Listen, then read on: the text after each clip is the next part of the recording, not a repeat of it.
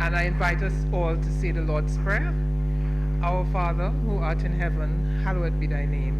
Thy kingdom come, thy will be done on earth as it is in heaven. Give us this day our daily bread, and forgive us our trespasses, as we forgive those who trespass against us. And lead us not into temptation, but deliver us from evil. For thine is the kingdom, the power, and the glory, forever and ever. Amen. Thank you. Let me recognize Honorable Joseph Isaac, Speaker of the House of Assembly, Honorable Attorney General Levi Peter, Honorable Members of Cabinet, Observers Justice Amrafael Masaga from the Commonwealth Secretariat, Ms. Meline Glean from the OAS, Mr. Dwight Lay from the OECS, Mr. Saskun Raj from CARICOM, Ms. Corinne Prevost, Secretary to the Cabinet, Ms. Denise Edwards, Financial Secretary, Permanent Secretary, Senior Public Officers, Dr. Kenneth Daru, Special Envoy in the Office of the Prime Minister with responsibility for electoral modernization, Dr. Kimon Joseph, Head of the UE Open Campus, Dr. Hermancia Eugene, Dean of Academic Affairs of the Dominica State College, and other lecturers, representatives of professional groups and associations, business leaders, all other invited guests, members of the media, those joining us on the airwaves, good evening. I wish to extend greetings to you, and I heartily welcome you to night 3 of the consultations on electoral reform. I am sure that many of you have been following the discussions over the last 2 days. It is being live streamed and it's being carried on DBS Radio, Kyrie FM Radio, and other stations. We have met so far with the legal fraternity. Last night we met with politicians and political parties. This evening we will hear from senior public officers, professionals, and academia. This is a very important process that you are participating in this evening. This is a good example of democracy at work, where a wide cross-section of people across the country are being given the opportunity to be heard and to have their views considered on matters of extreme national significance and importance. The issue of electoral reform or electoral modernization has been dominating the airwaves, political platforms, social gatherings for many years now, even at times becoming heated and contentious. We have the opportunity now to shape what the future of our electoral process should look like. There are important issues to be discussed. These include whether ID card should be mandatory for voting, should it be a voter ID card, a multi-purpose card, or should a government-issued ID suffice? Should persons be fingerprinted, or should facial recognition be the only biometrics employed? Should Dominicans living in the diaspora who were properly registered be removed from the register after 5 years of absence from Dominica? Or should it be 10 years, 15 years, or no restriction? Should absence be defined as not having been in Dominica for 90 or 50 days during a 5-year period? Or should a single visit of a week or 2 stop time running? Are we comfortable with the chairman of the Mental Health Review Board sending to the chief registering officer every quarter the name, address, date of birth, and occupation of any person who has been certified as having a mental health disorder, with no qualification as to whether they are registered voters, whether they are minors, etc.? Should there be mandatory access for all political parties to the state-owned media? Should we use an electronic voting system for elections? Is this necessary for Dominica, or is it unnecessarily costly and burdensome? Has it worked properly elsewhere? Should there be rules introduced for political campaign financing? How should that work? Would it disadvantage less organized parties and independent candidates? Should there be changes to the composition of the Electoral Commission? How should its budget be managed? Are changes being proposed that require constitutional amendment? And is this appropriate for this discussion? Are they practical? So these are just some of the issues that you are asked to ponder on, to discuss in a mature, constructive manner, with a view to drawing closer to some changes that we can agree on and take forward to Parliament. All of you would have received copies of Sir Dennis's report, which is in 2 parts. He presented it to the government in June this year, and it was made available to the public by the government a few days later. I trust that you have read it thoroughly and are prepared to speak to the issues in the report tonight. This process of consultation is being observed by representatives of the Commonwealth Secretariat, the OS, CARICOM, and OECS, and so I welcome in a special way Justice Musaga, Ms. Glynn, Mr. Lay, and Mr. Gunraj, and I thank them for joining us here tonight. And the Honorable Attorney General will first present an overview of the report and the recommendations, and then we will open the floor for your comments. So I invite the Honorable Attorney General to address us now.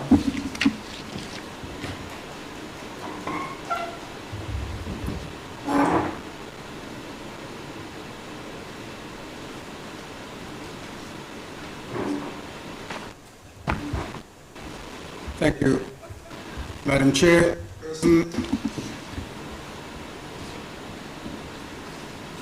Honorable Joseph Isaac, Speaker of the House of Assembly. Madam Chairperson, Ambassador Barron, honorable members of Cabinet, observers, Justice Musaga of the Commonwealth Secretariat, Ms. Merlin of the Organization of American States, OES, Mr. Dwight Lay of the OECS, Mr. Gunraj of CARICOM, Ms. Karen Prevost, Secretary to the Cabinet, Permanent Secretaries, Dr. Kenneth Darrow, Special Envoy in the Office of the Prime Minister with responsibility for electoral modernization, Dr. Kimon Joseph, Head of the UE Open Campus, Dr. Eugene, Dean of Academic Affairs, Dominica State College, and other lecturers, representatives of professional groups and associations, business leaders, all other invited guests, and all other persons present, and members of the media. Good evening, all.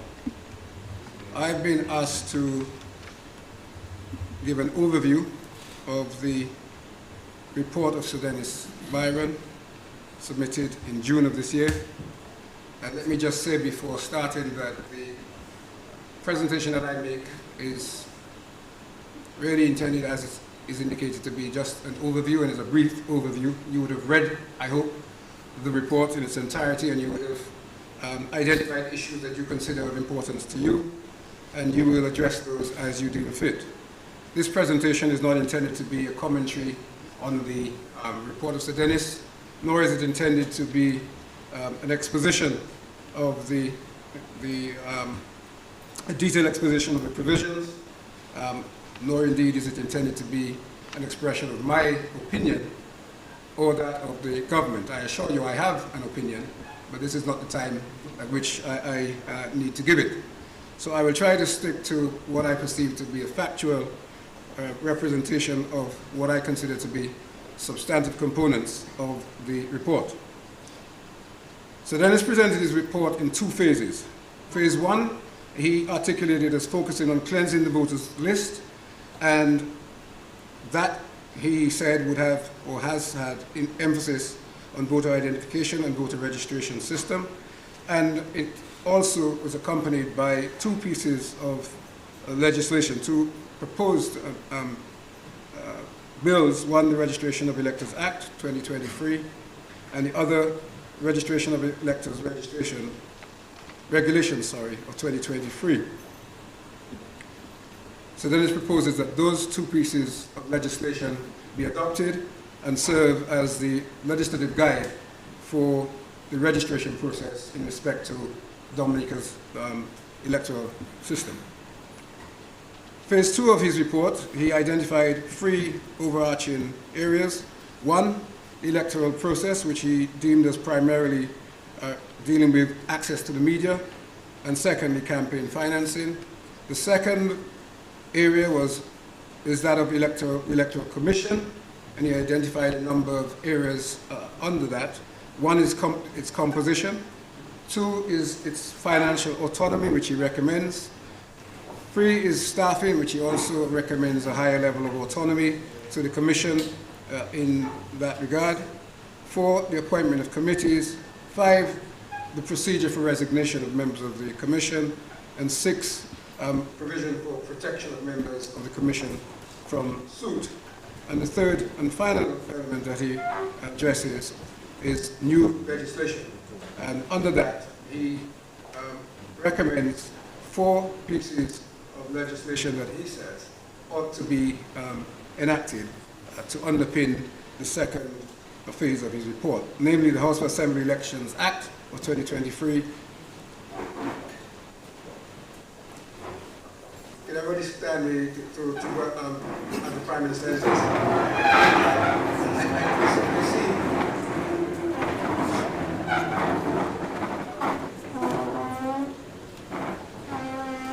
Thank you, ladies and gentlemen. I saw the Prime Minister seeking to wave everybody down, but unfortunately, it was too late, and I think the appropriate action was taken.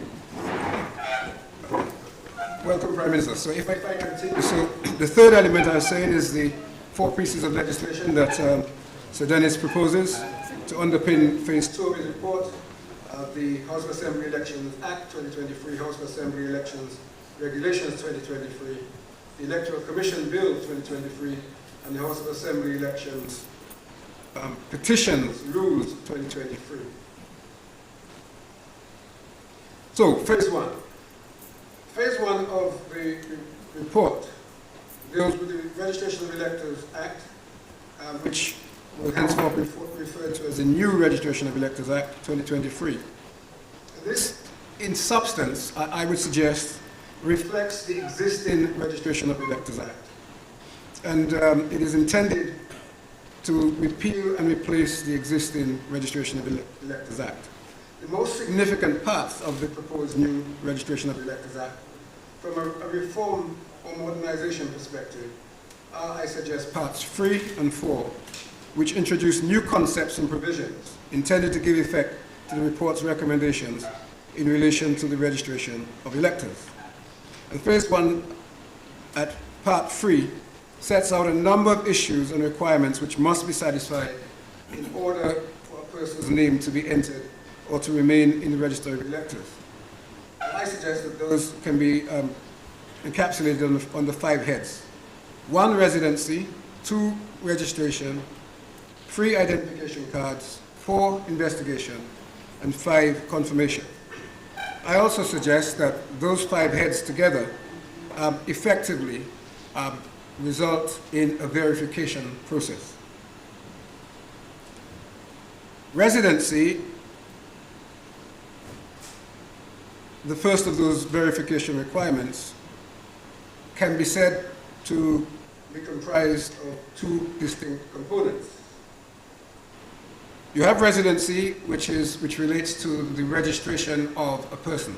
So that's, I would suggest, the first component.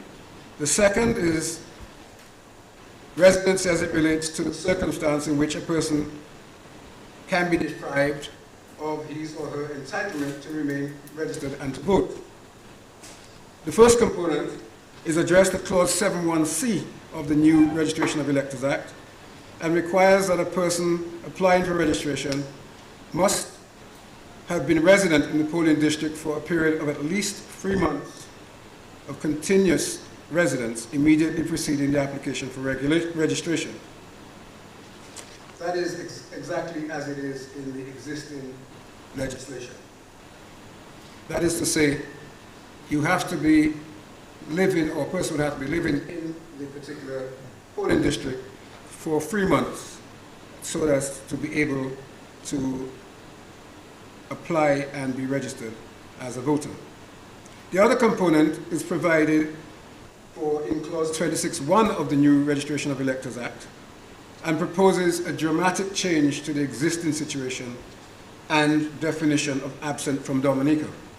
The current reference to being absent from Dominica is found at Section 7 of the existing Registration of Electors Act, and simply provides that if a person has been absent from Dominica for a period of 5 years, that he or she should be removed from the register. That obviously means that if a person has come to Dominica at least once within a 5-year period, that they should not be removed from the register. What Sir Dennis proposes is at clause 26.1, which states, as you may be able to see on the screen, a person whose name is in the register of electors and who lives outside of Dominica shall not be regarded as having been absent from Dominica for purposes of section 12b2, 13.4b, or 15.3b, if in the 5-year period immediately preceding the date of the last publication of the register of electors, the person visited and remained in Dominica for a period of at least 90 or 50 days, or for periods amounting in aggregate to at least 90 or 50 days. It should be immediately apparent that 90 days is a lot more than 1 day. That is to say, what Sir Dennis is proposing is that a person would have to be in Dominica for at least 90 days within that 5-year period so as to retain their entitlement to remain on the register. Or alternatively, he says that if Dominica is not willing to go with 90 days, then perhaps they would want to think of 50 as an alternative. That's something that you will have to consider, you may already have considered, and certainly the whole consultation process will have to consider as to whether we should go that way, or one of the other ways that has been suggested, even during the process of the consultation so far, which includes a suggestion that there should be no limitation at all. The second element is the right to remain registered, which I've already referred to, and that is impacted by Section 26, in that Section 26 will increase the period a registered person would have to spend in Dominica, and that's provided for at clause 12b2 of the proposed new legislation. The second aspect of that is increasing the number of people who would lose their right to remain registered and would therefore have to have their names removed from the register, which is referred to at clauses 13.4b and 15.3b of the new legislation, if it is enacted. The second head is registration. So Dennis's proposals in respect to registration do not depart significantly from the existing law in relation to what's required to register. There are two areas in which, two new recommendations. One relates to 17-year-olds being permitted to apply for registration, though their names would not be added to the register physically until they had actually attained the age of 18. The second is a provision that would allow for state employees stationed overseas, for example, those in the diplomatic corps, to be deemed resident at a specified address, which they would have previously provided to the Chief Registering Officer, supported by a declaration that is prior to them departing or prior to the actual electoral process. So those two recommendations are the only two changes as it relates to, or substantive changes as it relates to registration. The third area of verification that's included is identification cards. The change here would be that Sir Dennis proposes that identification cards be made mandatory, the use of them for the purpose of voting. As it currently stands, Section 19 of the current legislation proposes that identification cards may be used, but it's not a mandatory requirement. It would become a mandatory requirement by way of Clause 11 of the proposed legislation, and in that circumstance, everybody would have to use identification cards. And of course, there will be some discussion, and if you read the draft legislation and Sir Dennis's report, you will realize that he suggests inclusion of various features, whether it be fingerprints or other biometric or other details. The fourth component of verification is investigation, and this has two components, essentially. Three. The first is an increased discretion to the registering officer and the electoral officials. That's provided by way of clause 9. And it would give the officials greater discretion as regards the nature of information that they are authorized to require from, for example, an occupier of a building. And that would be useful in terms of the verification of people at an address, whether somebody is alive or dead, whether somebody is within the jurisdiction or outside, and so forth.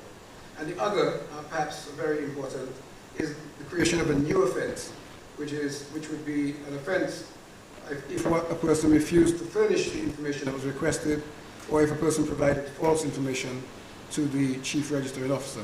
And that's provided for at clause 9.5 of the proposed new legislation.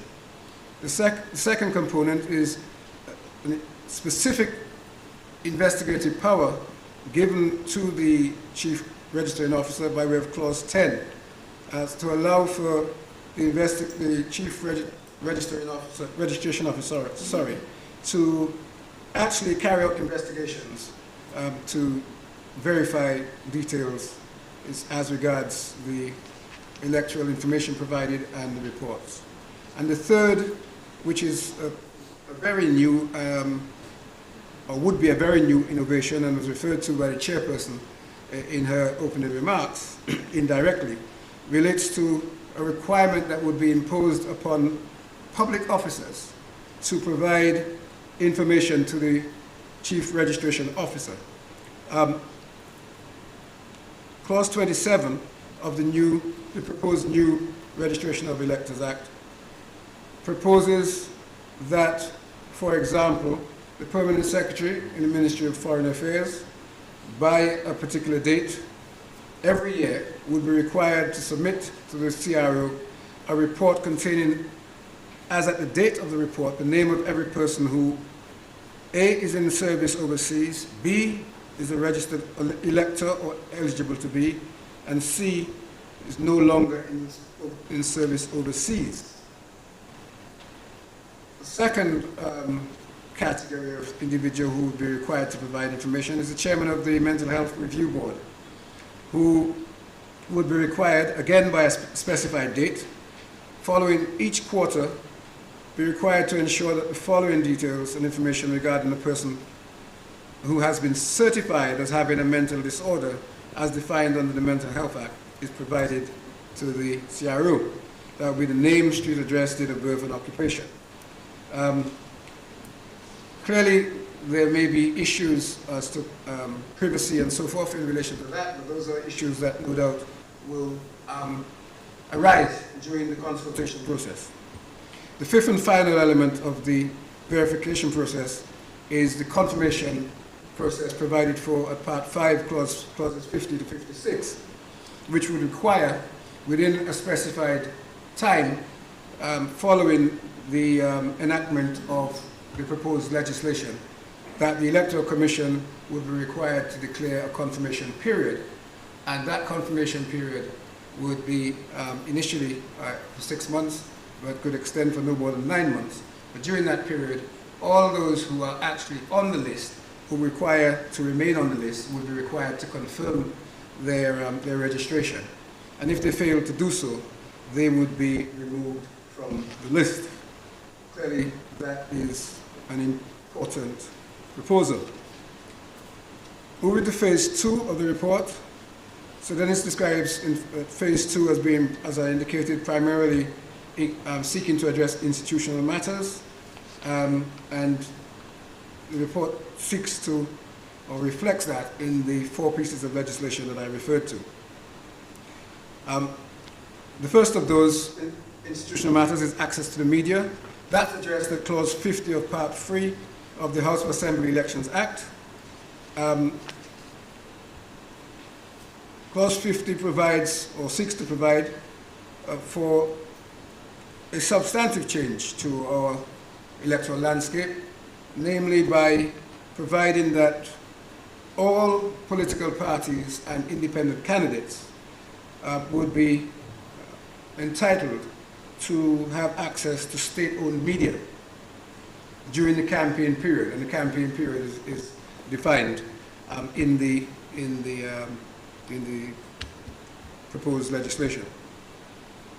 The report proposes that access must be on the principles of total impartiality, non-discrimination and equal time, and the Electoral Commission will be required to monitor the equitable airtime and issue directives as necessary to media agencies. That would be related to the publicly owned media enterprises, and as far as the proposal put forward by Sir Dennis is concerned, it does not impact privately owned media. That's an area that may generate some discussion, but that's, as so far as Sir Dennis's proposal goes, it's confined to the public entities. Clauses 51 to 53 at Part 4 deal with electronic voting systems. Sir Dennis proposes that it would be desirable to move to the use of an electronic voting system at a point at which, for the conduct of elections, at a point at which Dominica and the electoral system has in place all the checks and balances that are required to ensure that such a system could work effectively and efficiently to enhance the electoral process. The third and perhaps most substantive proposal for change by Sir Dennis in this phase 2 is at Part 5, clauses 54 to 75, which deals with campaign financing. Clauses 54 to 63 deal with campaign contributions, addresses things like the limits that his report proposes that there should be on such contributions, what would contribute or constitute acceptance of a contribution, in what circumstances a person or political party, or I should say a candidate or a political party, would be required to return a contribution. For example, the Sir Dennis proposes that contributions from foreign entities should not be allowed, and therefore, of course, if according to what he proposes, if a candidate or political party were to receive a contribution from a foreign entity, that they would be required to return it. It also proposes for forfeiture of contributions in certain circumstances, what are the permissible uses that can be made of contributions, and for record keeping. Clauses 64 to 65 address campaign expenditure and essentially focuses on the limits that there should be according to Sir Dennis. Clauses 66 to 75 deal with reports and the submission of reports and audited returns, and for publication of reports by the Electoral Commission. Those provisions, within those provisions, Sir Dennis also proposes for certain offences and maximum penalties, ranging from 6,000 or 12 months imprisonment in respect to an offence under Clause 57(3) to $10,000 or 12 months imprisonment in respect to an offence in relation to Clause 70. Sir Dennis, in relation to the Electoral Commission, made various proposals.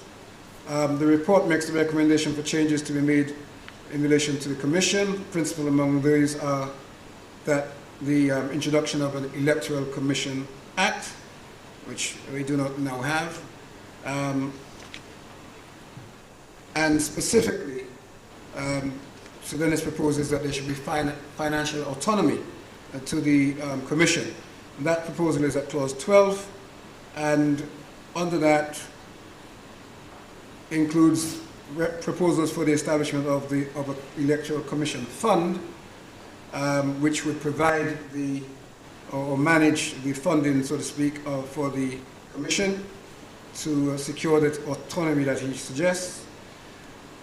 He proposes an annual payment of a specified amount into the fund from national or central government funds, the consolidated fund, and he also proposes for the administration of that fund. He proposes for staffing as well, and suggests that the Commission should have a level of autonomy in determining the level, etc., of its staffing. And Clause 8 of the Electoral Commission Act proposes autonomy in staffing, as I've indicated, and disclosure of interests, which would require members of the Commission or members of any committee established by the Commission or the Chief Elections Officer, or indeed any employee of the Commission who may have a private interest in any matter being considered, would be required by Clause 19 to disclose that interest. Those are, I suggest, the substantive areas that may generate or pique your interest in the conversation in relation to this consultation. The chairperson highlighted a number of questions that will obviously have to be given consideration to during the course of this consultation. I'm sure that that will be contributed to tonight. I look forward to listening to those contributions. Thank you. Thank you very much, Attorney General, for the synopsis of the report. I know that a lot is contained in the report, and it's difficult to condense it into just a few minutes, but thank you for so expertly managing it. We would like everyone to have an opportunity to speak, so we ask that you keep your interventions to the point and as brief as possible so that everyone gets a chance to express their views on the report. And when you take the floor, please indicate who you are and then make your comments. You have the option of either making your comments from where you are, there's a roving mic that will be provided to you, or you may use the podium here as well. I ask that we all respect each other's point of view and we allow people to share their comments uninterrupted. The sessions are being recorded and the transcribers are taking notes of all your points. So I would, without further ado, open the floor, and who would like the floor to speak now to share their comments?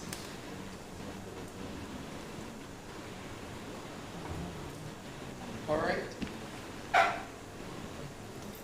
Thank you. Just please state your name, please, for the record.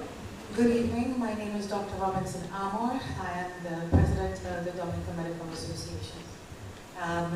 My question comes down to the chairman of the APU being able to certify people whether or not they're able to vote or not. Am I being heard clearly? Yeah. So my concern comes with whether or not the chairman of the APU should be given the privilege to decide if a patient with mental disorders should be able to vote. Now, a patient with mental disorder is a very wide range of patients, and most of us are walking through the community fine, with mental health taken care of. Even we have a diagnosis of anxiety, depression, or otherwise. And so what criteria is suggested for the APU team to decide who can vote? Okay, or what mental illnesses would exclude somebody from being able to vote? From what I read from the document of Sir Dennis, it talks about a mental disorder as defined by the Mental Health Act. And the information is to be sent on a regular basis to the Chief Elections Officer.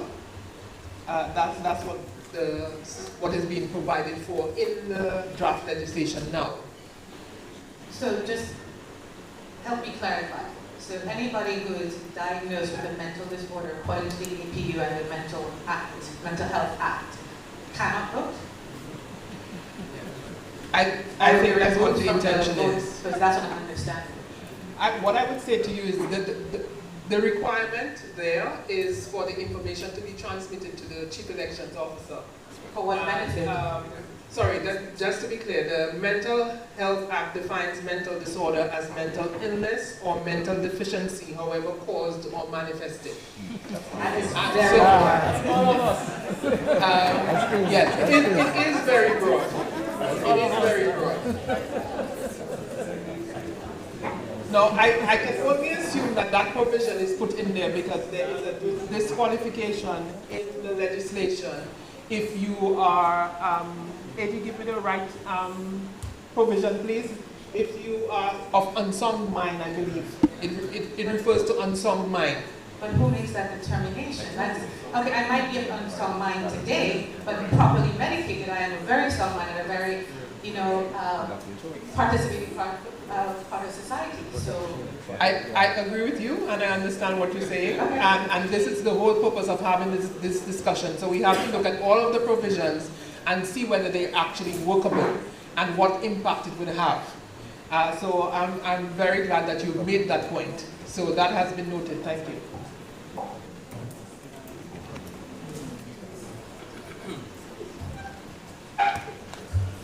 I had planned to speak later, but she has, and we spoke earlier, we met earlier. Can I have your name, sir, please? I'm Dr. Darius DeQuint. Thank you. PhD in Research and Statistics. I'm a JD. My interest is in the Constitution, and she raised an important question, because only the Constitution can determine who can vote. We cannot interpret the law to violate the Constitution. The people can pass whatever laws they want.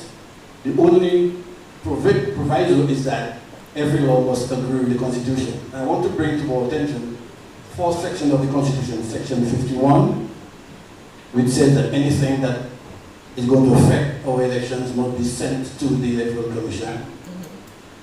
Section 103 of the Constitution, which says that if anyone, and it implies anywhere, alleges that any provision of the Constitution has been violated, they can apply to the High Court for a declaration. That is actually a very interesting provision, because that provision is only found in 14 constitutions around the world. Only 14 countries. All of them are members of the Commonwealth. And 4 of them are in the Caribbean, and all of them are from the OECS. It's not in Jamaica or Trinidad or Barbados or Guyana. It's only in Antigua, Dominica, St. Kitts, St. Lucia, St. Vincent. Then there is section 117 of the Constitution, which is not, by the way, I should also say that I am an American citizen. I sold my flag in 1996, which is where I got my law degree. Section 117 of our Constitution says that our Constitution is the supreme law, and anything that violates that Constitution is void. So if you do anything that violates the Constitution, and the learned judge will understand the concept of poison tree and poison fruit, so anything that follows from the poison tree is also disqualified.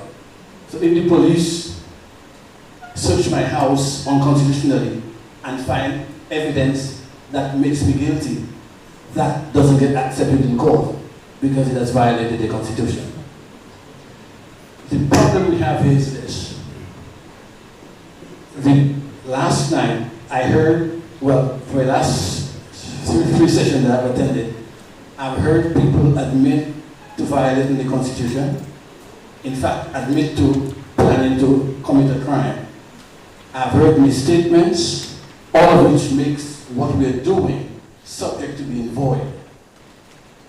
Let me explain. The right to, by the way, Mr. Prime Minister, last night you said that the right to vote is a fundamental right. It is not. It is a constitutional right. Our fundamental rights are Section 1, Article 1 to 15 of the Constitution. These are our fundamental rights. The right to vote is constitutional, but it's not fundamental. The question that bothered me last night was when the Prime Minister said that the report is Mr. Byron's report. It is not his report, which is correct, but that he had delegated to the Electoral Commission other things to work with Mr. Byron. And then you said last night that the plan is to bring what comes from this to Parliament. Both of these statements violate the Constitution. Because in your statement, it represents a plan to violate the Constitution. Let me just correct you, right? Coming out of these consultations, right, there is draft legislation that, as per the requirements, will go to the Electoral Commission, and their feedback be given on it as well, and it will be taken to Parliament. Thanks for that. So the Electoral Commission, and that is why the Electoral Commission was a central part of the consultation that Sir Dennis was doing. And that is why that the work of Sir Dennis was handled by the Commission, not by the government. Thanks for that correction, because it brings me now back to Section 51. Because the Section 117 implicates the court, so that if a law is passed in Parliament that I object to, I can go to the court, and the court will decide whether it's constitutional or not. But the Parliament cannot go to the courts before it passes a law and ask the court to give us guidance as to how to pass this law so that it is not unconstitutional. They cannot do that because that's a violation of separation of powers. They have to pass the law, and then if I object as a citizen, I take it to court and the court corrects it. So that what you just said is also a violation of the Constitution, because when Sir Byron called the Chief Election Officer, called the Election Commission, he was serving as an agent of either the Prime Minister or Cabinet. The Prime Minister cannot speak to the Electoral Commission because it's an independent body. But when Sir Byron spoke to the Commission, he was violating the Constitution because he had no constitutional authority to speak to the Electoral Commission. So by your admission, he violated the Constitution. Now, I'm not saying that what we're doing here is irrelevant. I'm saying that it is constitutionally meaningless. It is not a waste of time. It is valid. So that is that. Now, and here I come to you, family.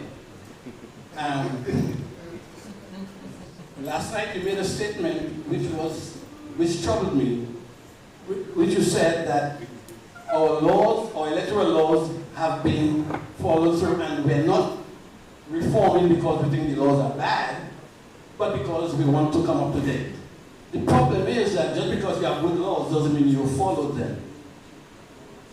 And I listened to Sir Byron make a statement to the Dominica Business Forum, in which he made this statement. He said, in the last election, in the 1919 election, 2019 election, we had a bloated electoral list. And he said, he inquired, and the chief election officer told him that the reason why he did not cull the list is because there was not a sufficiently acceptable definition of absence. That bothered me because he was in fact telling us that the chief election officer refused to obey the law because in his consideration, the law did not mean what he felt absence meant. Well, that is a decision for the courts to make. So we have a problem here because it means that no matter what we produce here, if, as Sir Byron says, anyone can refuse to follow it, which is what the chief executive has done, because his responsibility under the law is to do what the law says, and then if I object to my name being removed, then the courts will decide. The chief executive officer cannot decide on his own merit that I don't like this provision, and therefore I won't do it. And which brings me to one more thing.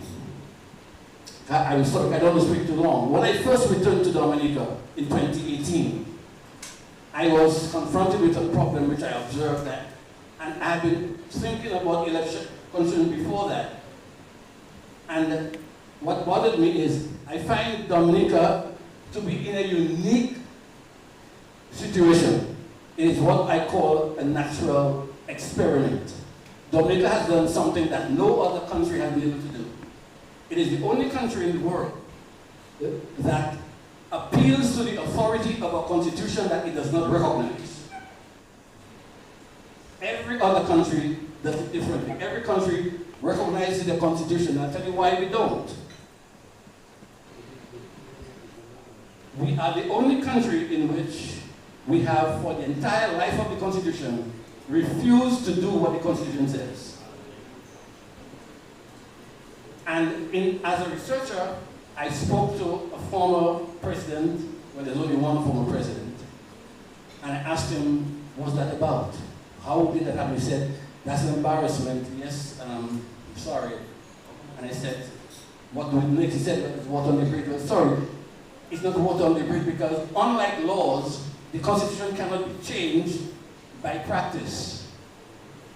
The Constitution says how it can be changed. It must be done by a certain process. So by not doing it doesn't mean it no longer exists. And Section 108 of the Constitution says that there shall be a parliamentary commissioner. We've never had one. So we've never implemented our Constitution ever. Because the Constitution is not an aspirational document. It's a factual document. It represents who we are. And it says, the next section says that the president shall appoint a parliamentary commissioner. We've had 10 presidents. Not one of them has appointed a parliamentary commissioner. And so the question that we come down to is this. Only the Constitution can tell us who can vote, because it's a constitutional right. And so the doctor is right to ask the question. You cannot tell them to tell the Electoral Commission who is mad and who is not mad, because you're now imposing on your rights. And as I said before, what we're doing here, because the other thing we also violated everything about election petitions is totally unconstitutional.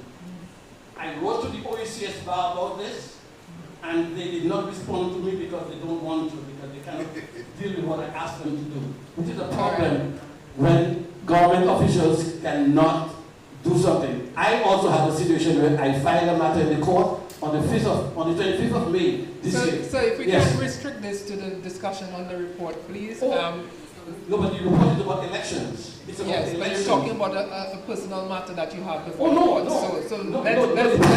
let's restrict it, because there are a lot of people who would like to be heard on the matters as well. That if we're going to have laws made, because what I did in the court is about elections, from May to now, and I've gone back to the court, the court has refused to deal with the matter because it's an election matter. My point is, if we have laws that we don't follow, the laws mean nothing.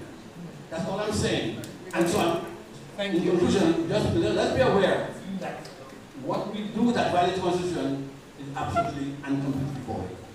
Thank you for your contribution. Just to be clear, the section 51 of the Constitution that was being referred to states that every proposed bill and every proposed regulation or other instrument having the force of law relating to the registration of electors for the purpose of electing representatives or to the election of representatives and senators shall be referred to the Electoral Commission and to the Chief Elections Officer at such time as shall give them sufficient opportunity to make comments thereon before the bill is introduced in the House, or as the case may be, the regulation or other instrument is made.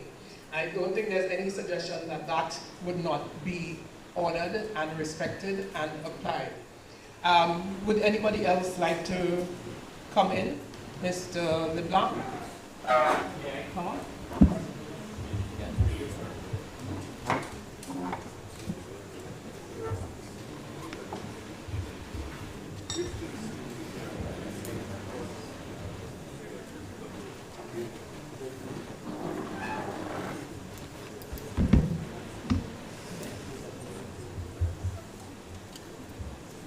Good evening, ladies and gentlemen. Protocol having been established, I will go right to the point. I'm not sure how much time I'm going to be given, but if nobody else wants to make a contribution, I would like to continue if I'm cut off. So tonight, I'm going to look at two areas: gamemanship and the intertwining of issues. And I'd like to take a moment to remember Curtis Augustus, because Curtis Augustus was one of the stalwarts of the trade union movement who in his last years spent 8 months of his life with us in the Electoral Reform Group project, and we would not like to see him die in vain because he fought for that too. So let's speak about circumventing gamemanship in electoral reform, because that's something we need to do. I refer to page 11 to 12 of the final report of the Electoral Reform Group, and it says, moreover, having regard to the nature of the debate currently taking place respecting electoral reform, the group is of the opinion that there is an issue of public confidence in the genuine interests and industry towards the current electoral reform effort. And that was in August 2019, my friends. We are almost 4 years down the line, and we are still playing that game. This process should have a final goal, that we do not leave out the possibility that we continue just to talk around the issues. We have been doing that far too long, and we need to bring it to a close. There have been multiple concerns with electoral reform process and the gamemanship aimed at steering the electoral reform process to the benefit of one party or the other. The electoral reform ought to be geared in a manner in which persons can choose to be represented, which in turn affects the place where they work, live, recreate, and worship. It ought to protect the electors as a body. So there is no doubt that there is a huge perception that the process of reform can become a sham to legislate matters not ordinarily legislated in a democratic society, that democratic society would frown upon, and in the converse, to fail to legislate provisions which would enhance the fairness of the electoral process. So quoting again from that final report, the report said, to put it simply, what the group wants to achieve is that the public will perceive that whoever wins the next constitutionally due general election has done so fairly, and that the people will go back to working and building the country. And that's what we want from this process. Is that where we are going? So I want to focus now on the matters that are linked and intertwined. And I first want to start with the consultative process, for which we are expected to get acceptable legislation. So what's the aim of this consultation? Is it that, and I imagine it is, to endanger a more acceptable ensuing electoral legislation by the majority of those who are advocating for that reform on all sides of the divide? And how can we improve the legitimacy and the perception in the entire process? And to be fair and productive, how much time is adequate? And how much notice is adequate to be given? And how much time is adequate to be allocated to vocalizing the concern and submission? How convenient are the presentation? For example, tonight I asked to be able to project my presentation, and I was not afforded that. Would that have made the presentation of persons consulted better? The current reports are fairly large for the average person, and it takes time. June 2023 is not much time if you are fully employed, have family commitments or other commitments. We have to get time in between.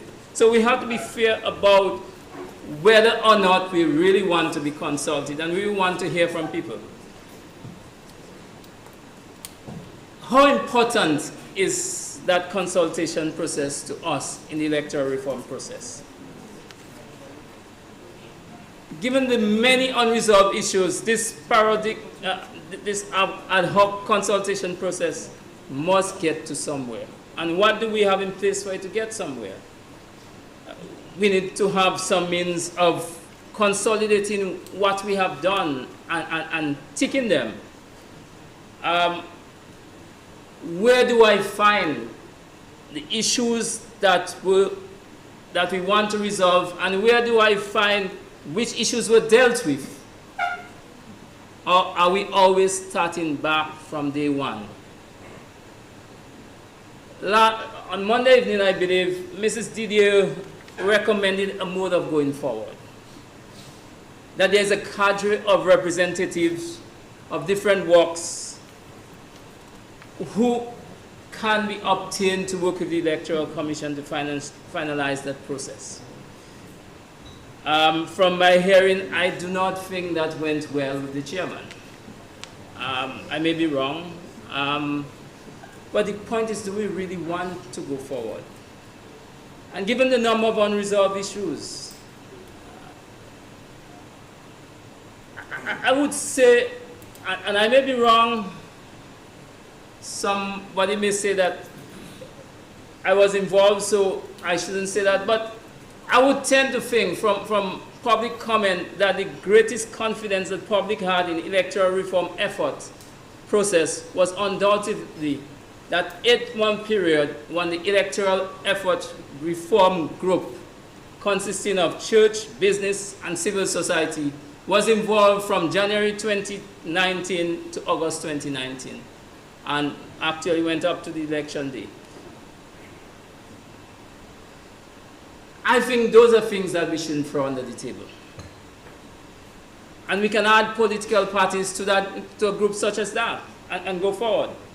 But we also have to bear in mind that not everybody can do it free. I may have spent a full month of that 8-month period of my time in that, working time. But not everybody can do it free. And the fact is, everybody here who is involved in electoral reform from the government side is paid. But there are a lot of civil society persons who, if they have to dedicate that effort to consolidate things for electoral reform, consideration needs to be made to remunerating them. Just as the commissioners are remunerated and who are tasked with electoral process. Some of us may still want to do it on a voluntary basis, but I think in order to get things going, we need to look at remunerating people who make that effort and give this service. And we have to go back to the consultative process and see whether the Electoral Commission should be part of this process. And how we can really engender the independence of the Electoral Commission and keep it from the administrative branch of government. We hear of somebody for electoral advancement in the administrative branch. But does that give the perception of transparency and the perception of moving forward with the electoral reform process? Or does it give the perception, and I don't think any one political party should want that perception that the political party is tilting the reform process in its interests. I think that should never be, because if that happens, there'll never be a place of electoral peace.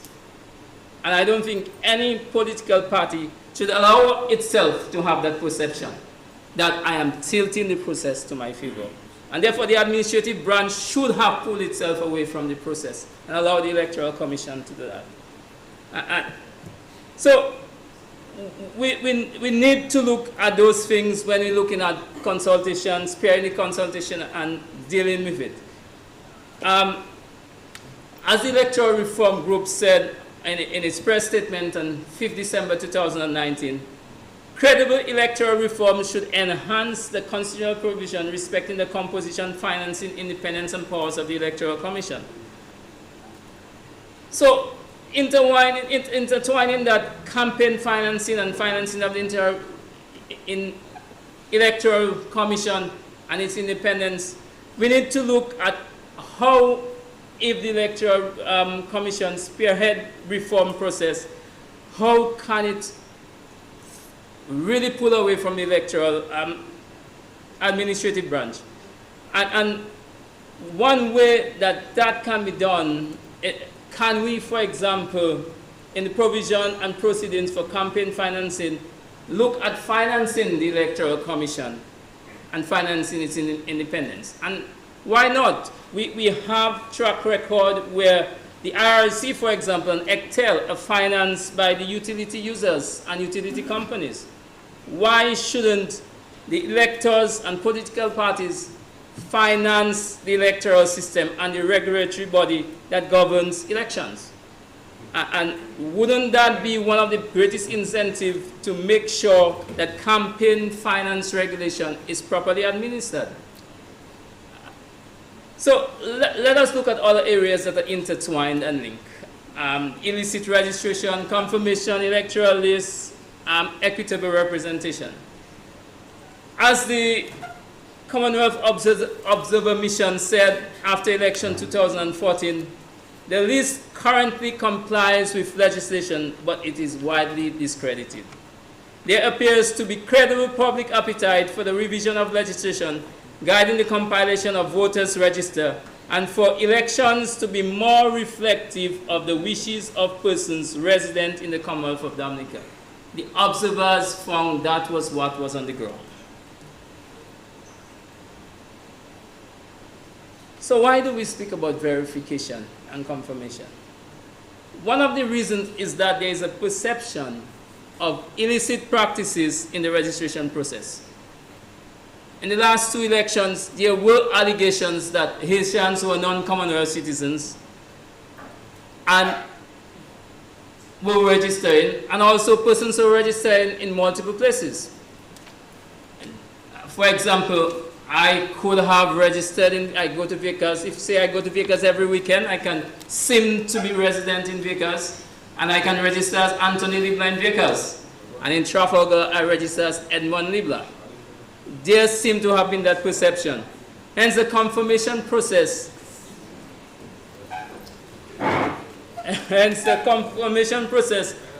ought to be aimed at ensuring that existing registered electors had a legitimate right to be registered in a polling district. And that has to come, I suppose, to ensuring that you're a citizen, you're in the polling district that you're a resident, and you have a unique identity. But let's go to other areas. How are electors represented in Parliament? 7,000 electors equals to 1 vote from a constituency. 2,000 electors equal to the same 1 vote in a constituency. Is it equitable representation? So can we have electoral reform without looking at constituency boundary reform? The Commonwealth Observer Mission in 2014 says the current electoral boundaries are out of date and a fresh delimitation exercise should be conducted to equalize the size of constituencies.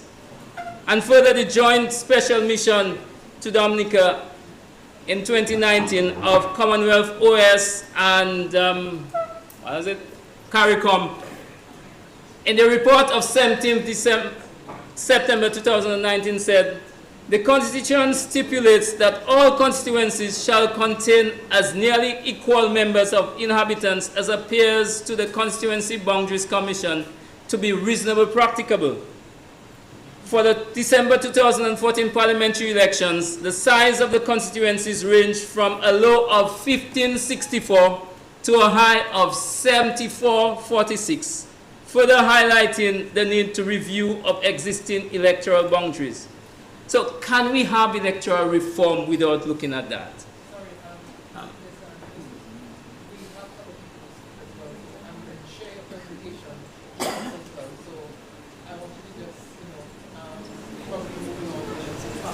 You want me to speak faster? Okay, I will do that.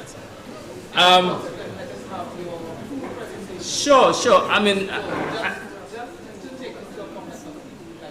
and as I said before, if I need to take a break and the other people are coming, that's fine. So can I just finish on that area? Okay, good. So let us also look at a scenario which exists in many countries and definitely have existed several times in Dominica. What happens to the voice of a significant proportion of our people in a constituency when it is won by 2 persons, 2 votes out of 7,000 registered voters? A candidate gets 2,914 votes, another one gets 2,912 votes. And the winner takes it all. But almost 50% of the electors, the person that they put forward to represent them, have no official means of vocalizing their concerns, their needs, and what they desire. Can we sit and carve out a legislative device to cater for this common reality in our electoral landscape, where a candidate who gets 30% of the votes and 2% or 5% less than the winner, can that candidate become a senator? Can that candidate be in a position to represent that almost 50% of the voters? So, Madam Chair, if you allow me to come back, I will, because we're in a consultative process. And thank you for not debating with me while we speak. Thank you very much, Mr. LeBlanc. Please be reminded you can share with us your full presentation. Would anybody else like the floor? Dr. Joseph, would you like to sit from here, or? Yes, we do.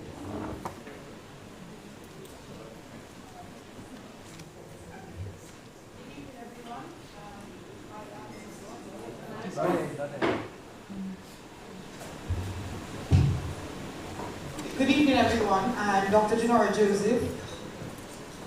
Oh, yes, okay. All right. President of the Dominica Association of Professional Engineers. I will get straight to the point, and I promise to be concise. All right. So, on the matter of confirmation of registration for voters, I note that failure to register results in a voter being removed. Is that correct? Now, I do not see that there is any onus on the voter to provide this information, nor is there any mention of whether it will constitute an offense if a voter fails to offer information that represents their circumstances at the time of registration. So I propose that this is something that be considered in the electoral reform bill. All right. Am I clear in what I just said, or should I expound? Perhaps you might want to explain a little bit more. I think I know what you're referring to. So I will refer to my time spent in exile, self-imposed as a matter of fact, in England. And I remember when I became eligible to vote in the UK as a Commonwealth citizen, a voter card, registration card, was sent to my address. That was the address that I registered at the last voting cycle. And I was informed, in addition to this card, that I was supposed to provide correct information on my circumstances. Failure to do so would be an offense, and there was a penalty applied. So in so doing, it relieved the Electoral Commission of the process of removing voters who really and truly still are eligible to vote, but they just failed to engage in the process. And also it made it necessary for you as a voter to ensure that the information you provided to the Commission was correct and represented your current circumstances in terms of address and so on. Okay, but in specific to the confirmation process itself, that is being suggested in the Act. Dr. Joseph, before you give away the mic, in the proposed bill, it's suggesting that persons who are on the register now will go through a confirmation process, where they would have to provide their biometric information, provide information on where they reside and so on. And in relation to persons who reside outside of Dominica, I would expect that there would be some requirement to show that they are not disqualified based on the provisions of the Act. Now, based on what you're saying now, are you saying that the onus should be on the person to let the Electoral Commission know that they would want to remain on the register? Otherwise, you run the risk of people just being apathetic about the process and not filling out any registration and getting removed from the list. And whereas they are actually eligible to vote. So I think it should be something that is mandatory. Because I can foresee a situation where a wide swath of Dominicans will just ignore the fact that they need to register. And we have a list that is considerably slimmed down with people who are actually eligible to vote, but they just did not engage in the process. So I think there should be some incentive, and usually it is basically making it an offense to not engage in the process, so that people have to ensure that they remain registered if they are eligible to do so. Okay, we'll take note of that. Thank you. Dr. Jajak?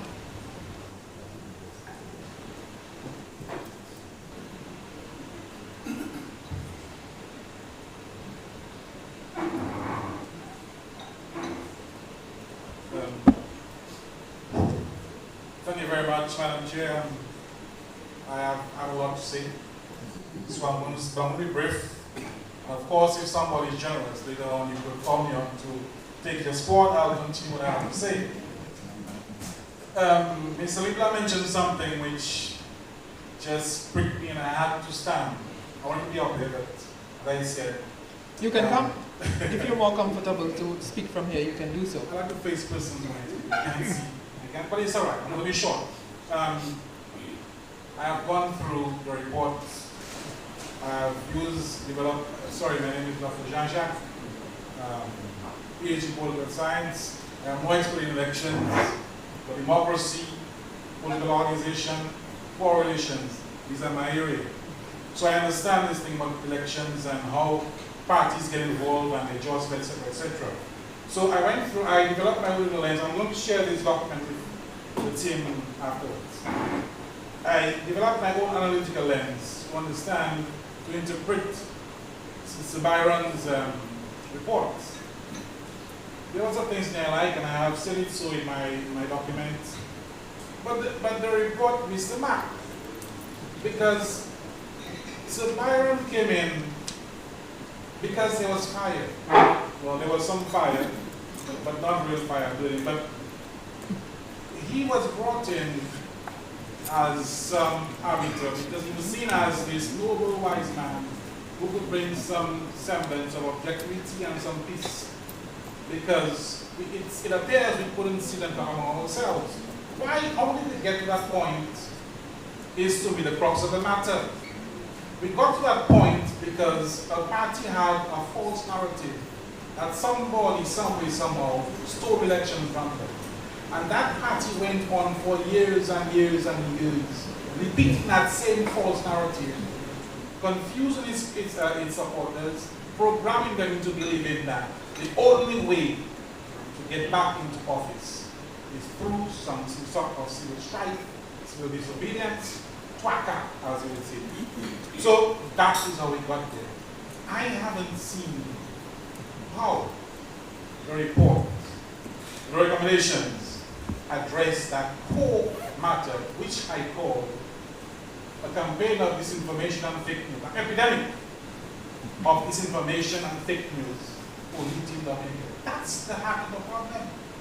That's where, unless we fix that, we are going to be here from now till 100 years talking about cleansing list. All these things are important and nice, but I guarantee all of us here, let us try fixing that epidemic of rumors and disinformation where somebody, you know, I listen to all the talk shows, every one of them is my business, that's my field. I listened to a program once on opposition radio where at some point somebody was reading part of some email that was sent some years ago indicating about legacy and somebody advising PM not to go into the legacy. And for the first time I heard what came beyond the word legacy in that email. I was stunned. So I got a copy of that email and I read it and I thought, but gee whiz, I wonder if the opposition supporters know that they have been duped. Because if you read that email, the sense and the meaning that it has been given in opposition radio is very, very different from reality. But they have put it hook, line, and sinker. Of course, I mean, they respect the leaders, they adore them, etc., etc. So they bought the narrative. And they are in the street throwing stones. In 2017, I remember very clearly, we took a bundle, Dominic took a bundle of bills to be debated. And the result was mayhem. I was there in the parliament. So I know. And from then on, it hasn't been quiet, it hasn't been peaceful. Why? Because a core of motivated, hardcore supporters is convinced that somebody violated the election, bringing in Haitians to vote, how many planes overnight, all sorts of stuff which cannot be explained and proven in any conversation. No cogent argument, no authority has come and say, okay, elections this and there were void because none of that. So, one recommendation I have, we need laws against this information. It's about time. I keep hearing this noises on the radio. Everybody say anything. Just say anything. And they run with it. Somebody has a smartphone. They see a picture of what it is. That's for the gardens. And it is all over the place. And nobody says, hey, stop. Stop. Let some common sense prevail. I say stop. I think Sir Byron has done a good job. I've interacted with him myself because there was something I had to call him out, call him out on something I saw I wasn't pleased with it at all. But we have missed the mark, and I hope it's not too late for us to pass legislation that will help us work. In other words, you can't have all these nice things there, and the context in which we seek to implement all these nice things there, it is still a problem context, my friends. Otherwise, well, it's a nice meeting and I'm talking with you, but it's really, really wasting time. Thank you. I can come back with you. Thank you very much, Dr. Jajak. Yes, please.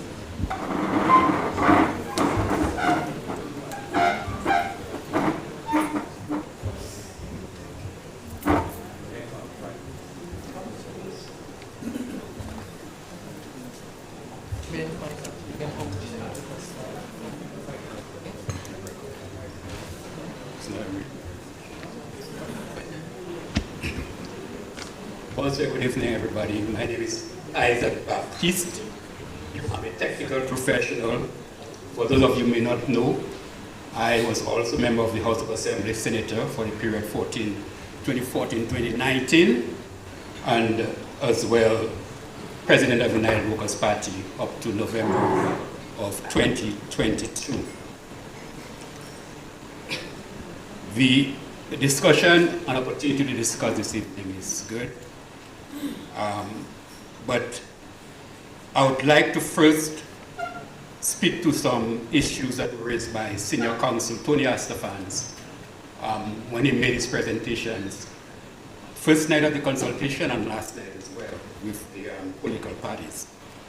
He made statements to the effect that, notwithstanding all the complaints by those who were talking about electoral reform and the bloated voters list, no one has made representation objecting to persons on that voters list. Mr. Astafans was either uninformed or mischievous in his statement.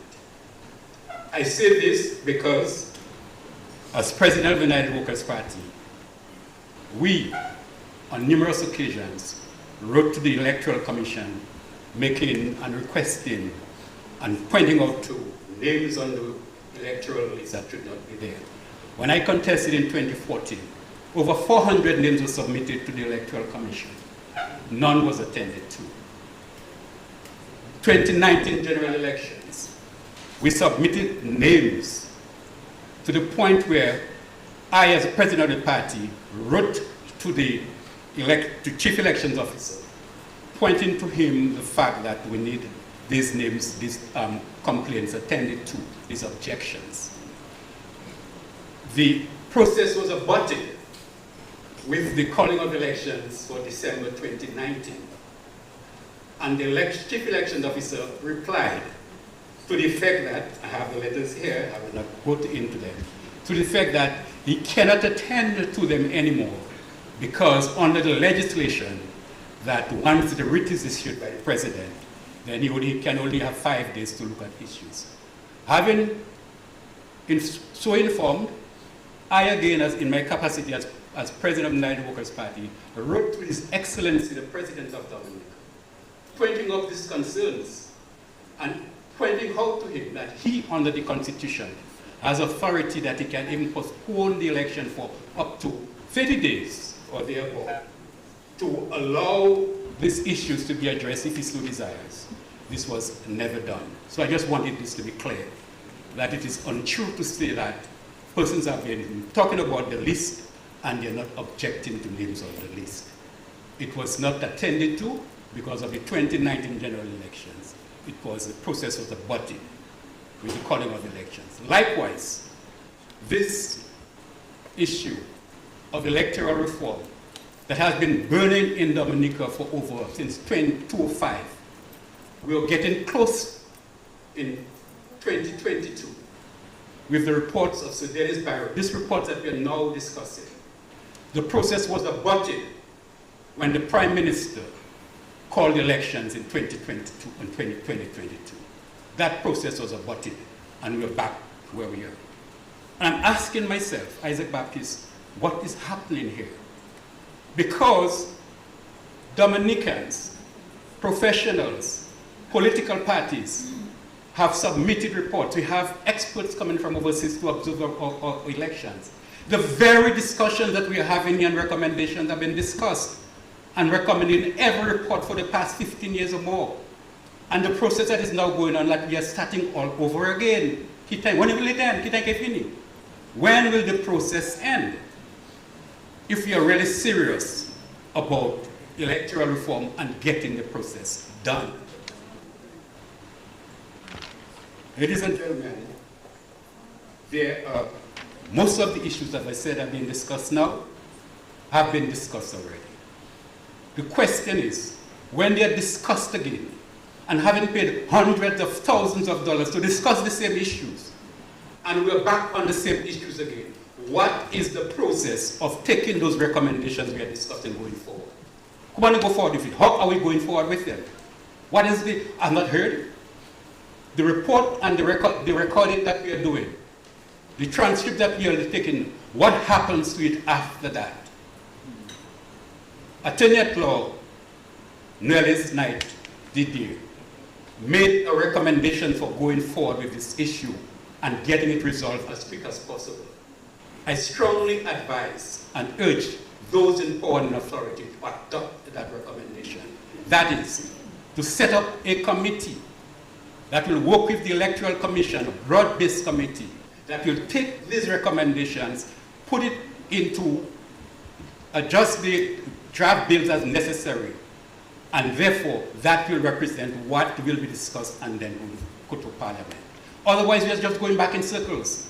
We are just going back in circles, and this thing has need to stop. Mr. Leblanc made the point about the Boundaries Commission. This is a very important point. You may not want to see it as an issue for electoral reform, and it's not directly related to electoral reform. But if we are talking about electoral reform and even using the word, replacing it with modernization, the issue of the boundaries of the various constituencies must come into play, particularly with respect to the question of registration of voters. I prefer and advise and suggest that the preferred should be to have a complete re-registration of voters so you can register voters in a constituency where they reside. Over the last years, particularly over the last 20 years, I'm a development planner. There has been considerable movement of persons, the population, in new communities, new residential areas, new residential neighborhoods. And therefore, for example, I live at Castle Bruce, I live at Castle Comfort as well. I can register at Castle Bruce. I can also register at Castle Comfort. There are persons because of marriage, because of employment. So the disparity in the population in the various constituencies is very wide because of population shift. Wallace, Castle Comfort, all these areas were developed over the last 20 years. Warner and those areas. There is no functional relationship between many of the communities that are within a constituency. So if we are arguing that the reasons why we want to have persons, my brothers and sisters, etc., living overseas, to be able to vote for functional reasons because they have a relationship with the country, then why would you want persons who have no functional relationship in a community, in a constituency, where they have no interest in being a member of a village council, etc., etc.? So I would strongly suggest that while the discussion is going on, the the Boundaries Commission should be activated to look at that issue. So by the time we decide and finalize that voters list and proceed to re-registration, that will have those issues of the boundaries completely reviewed, and persons will register in the boundary, in the constituency where they reside. I'm suggesting that this be considered very, very, very strongly. The issue of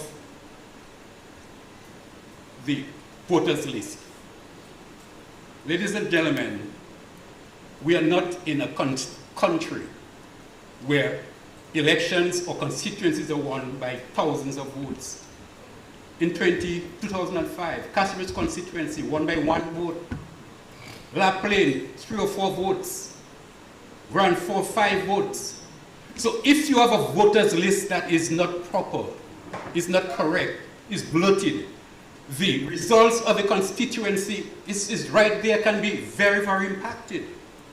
This is why it is critical that we make sure that the voters list that we have and we adopted is right. The names that are there deserve to be there and have a right to be there, because 1 vote can decide who wins the constituency. It doesn't happen in Castlereagh. 5 votes can decide who wins a constituency. That happened in Grand Form. 2 votes can decide who wins a constituency. It happened in La Plaine. So therefore, the decision and the approach we take as to how we claim the voters list is critical. This is more reason why a complete re-registration is preferred. It's preferred so that the people who are on the list deserve to be on the list, and they have a right to be on the list. Madam Chair, I would like to make one observation. I think it is critical to you in particular. Time frame, we have always keep referring to the time frame and completing things on time. I note Senior Counsel Tony Astafans has been at 2 of the last convention. The very first one, the second one, he repeated the same thing that he said at the first one. But at the first one, we had Attorney at Law Gildon Richards trying to make a point and trying to rebut a point. Madam Chair, he said to him, well, it is recorded, so therefore you don't have to repeat it. I would like to suggest that if Mr. Tony Astafan come back and say the same thing he has been saying, indeed, it has been recorded, so please say something new. Finally, with respect, Mr. Prime Minister, I would like to look at you straight in the eye and tell you what I have to say to you. The issue of electoral reform in Dominica has been on the table for a very long time. We have seen what has happened and the threat that is posed into this country. The good spirit in me says to me that the Spirit of God is having issues with that matter in Dominica. I would like to urge you that those persons that are advising you to cause the delay or to have electoral reform that will not be free and fair for Dominica, it is not a good thing. If I would not say to you that it has been said to me, because I would be arrogant to say so, but I would urge you, sir, to please listen to the voice of the people and do what is right on the issue of electoral reform, and do it quickly and fairly. Thank you very much.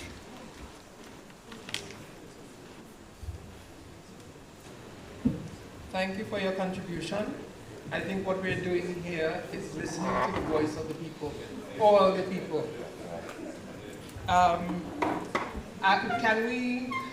Is there anybody else who would want the floor? Please.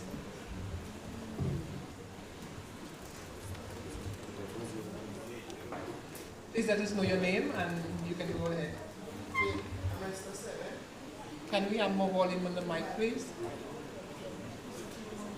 Good evening, I'm Mr. Sele. I'm a diaspora relief supporter. I'm the only diaspora supporter. I'd like to know why those right now the diasporas have no right to vote. And they are registered on the list. Because some of the diasporas, they cannot vote in one book. So why would they cannot vote in Dominica? We'd like to know about that, please. And they are citizens of Dominica.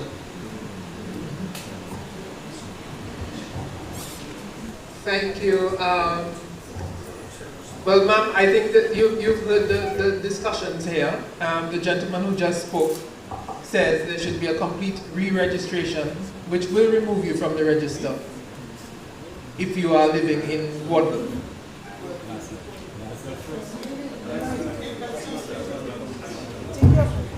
That's not the point, because I'm in Dominica. Every month I'm in Dominica. My mother lives in Dominica. I am visiting Dominica every month. I can vote. I have a right to vote in Dominica, just as the other diasporas that live in Guadeloupe. They have their home in Dominica, they have business in Dominica.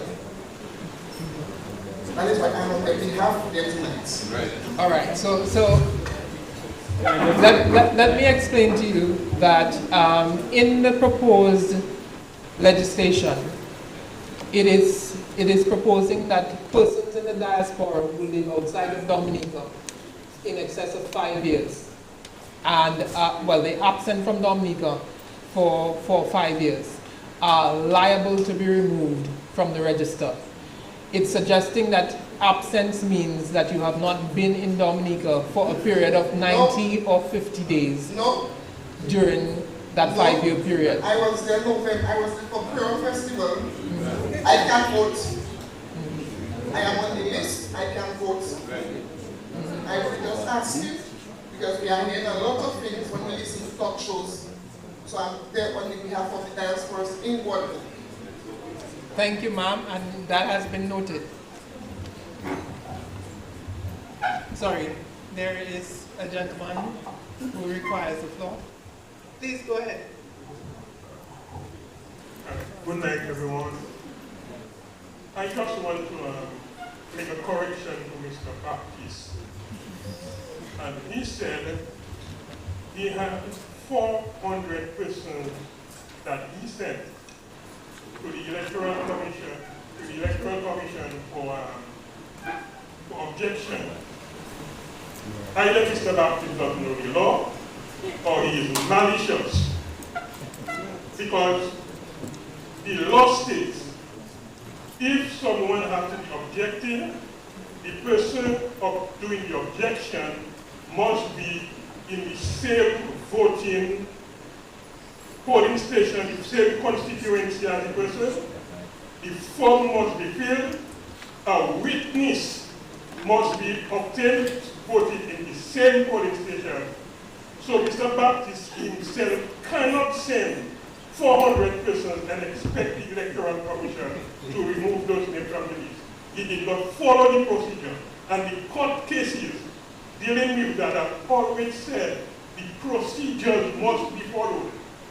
So Mr. Baptiste, your 400 names was incorrect, the procedure was wrong, and the Electoral Commission was correct not to adhere to your request to remove 400 persons because you did not follow the procedures, the legal procedures according to law.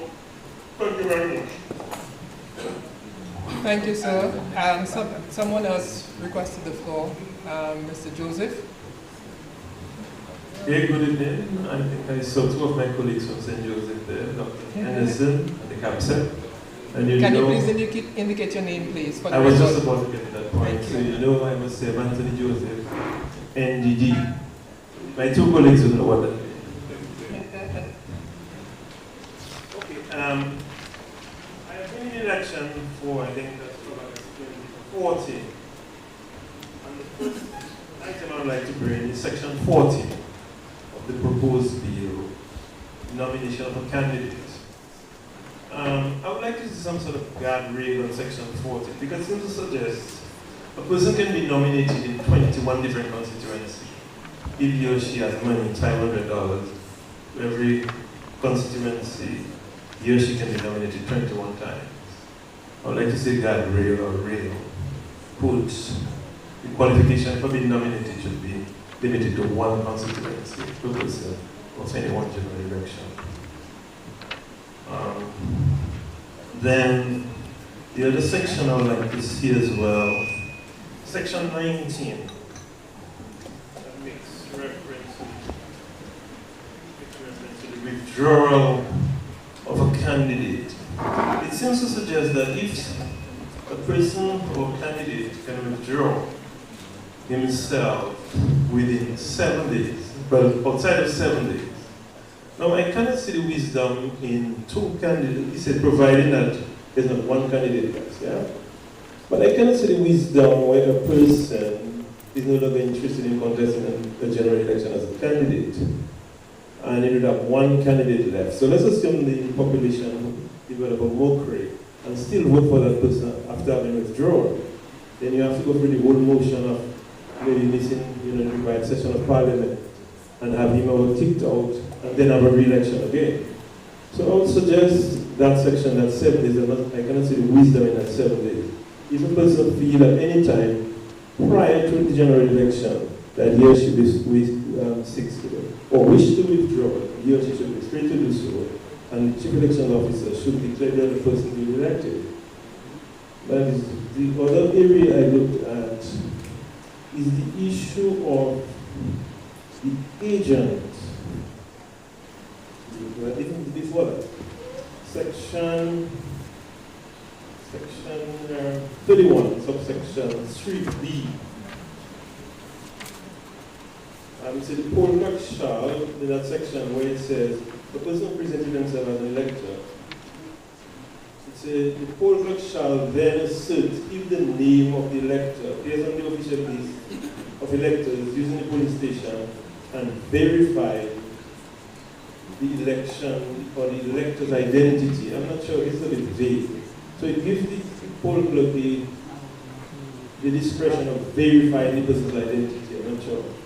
That seems to be vague to me. The person's name appears on the list and the person should be allowed to vote, but under the old act, but this one is suggesting the poll clerk also has to verify the person's identity. I'm not sure what does that mean. And finally, the issue of the agent. The agent is allowed in and out of the polling station. I think that falls on that section here, but that section where the agent is allowed out of the polling station up until 4 o'clock. And 1 hour prior to the end of polling, he or she is not allowed to return. Yeah, and that's at the close of poll. Yeah, so it says 1 hour prior to that's 4. And then it gives the presiding officer discretion to invite 2 persons in. So you lock out the agent if he or she excuses himself and he returns after 4. You lock them out of the polling station, and then you have discretion to invite 2 persons. That 2 persons can very well be 2 agents to bring back in again to supervise the final count. So I really cannot see the wisdom why you want to keep the agent after having returned after 4, that he or she can return in the polling station to continue his duties as the agent for either of the candidates. So this is my 4 points I'd like to see addressed. Thank you, sir. AG, you had an opportunity to find it. Yeah. All right, we've taken note of your comments, Mr. Joseph, and that can be looked into.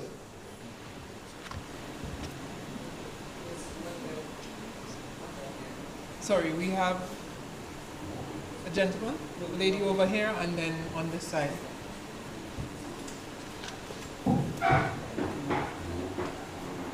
Good evening, my name is Britannia. I'm an executive member of Electoral. Sorry, can you put the mic a little closer to you? Yeah? And can you just repeat your name again, please? Britannia Gregor. Britannia Gregor. Yes, thank you.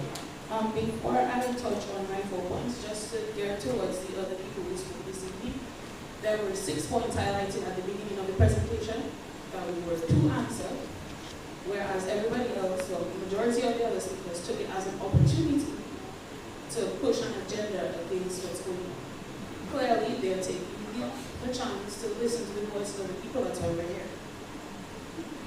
Secondly, to actually answer one of the questions, a general ID card would be the best option issued from birth that would have information such as your passport identification number, your driver's license registration number, etc. That would act as your voter's ID card, and that could be used and implemented in other places. Currently, if you don't have one of the three forms of valid ID, which is a driver's license, a passport, or your social security card, you don't have an acceptable form of official picture ID. So that would be a great thing to implement, and it's implemented in 100 countries around the world. Another point, I'm not too sure who made it. I think it was the lady up in purple. No incentive should be given to Dominicans to confirm their registration to vote. If you don't have an interest in voting, no one should force you to have it. You need to have an interest in your country, or you only don't need an incentive to have it.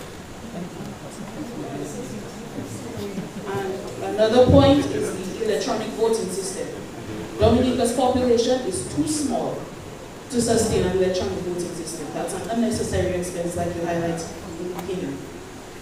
And to point out something that happened in the American elections a few years back, their electoral system was hacked, and they had to do a recount of all the votes. Seeing our population is so small, what's the sense? That's all. Thank you very much. We have someone over here who would like the floor, please.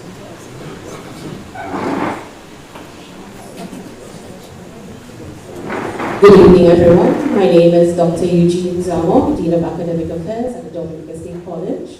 Points I would like to bring forward: verification of residency. So, from what my understanding is, that to verify when you go to register for voting, you have to bring someone from the community to say that you live there, right?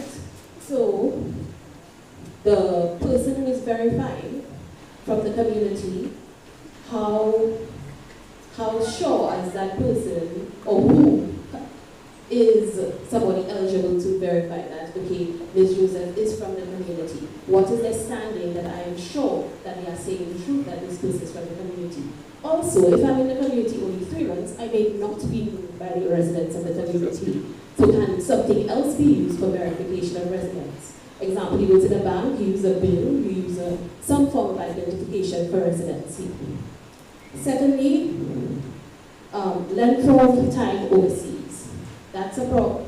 I find it unfair, in my opinion, that we go to the diasporas for commitment to give money to support the economy, and yet you be saying as a citizen you only have a certain amount of time, or your voting rights to be limited. Right. There are ways to ensure that you monitor diaspora movement.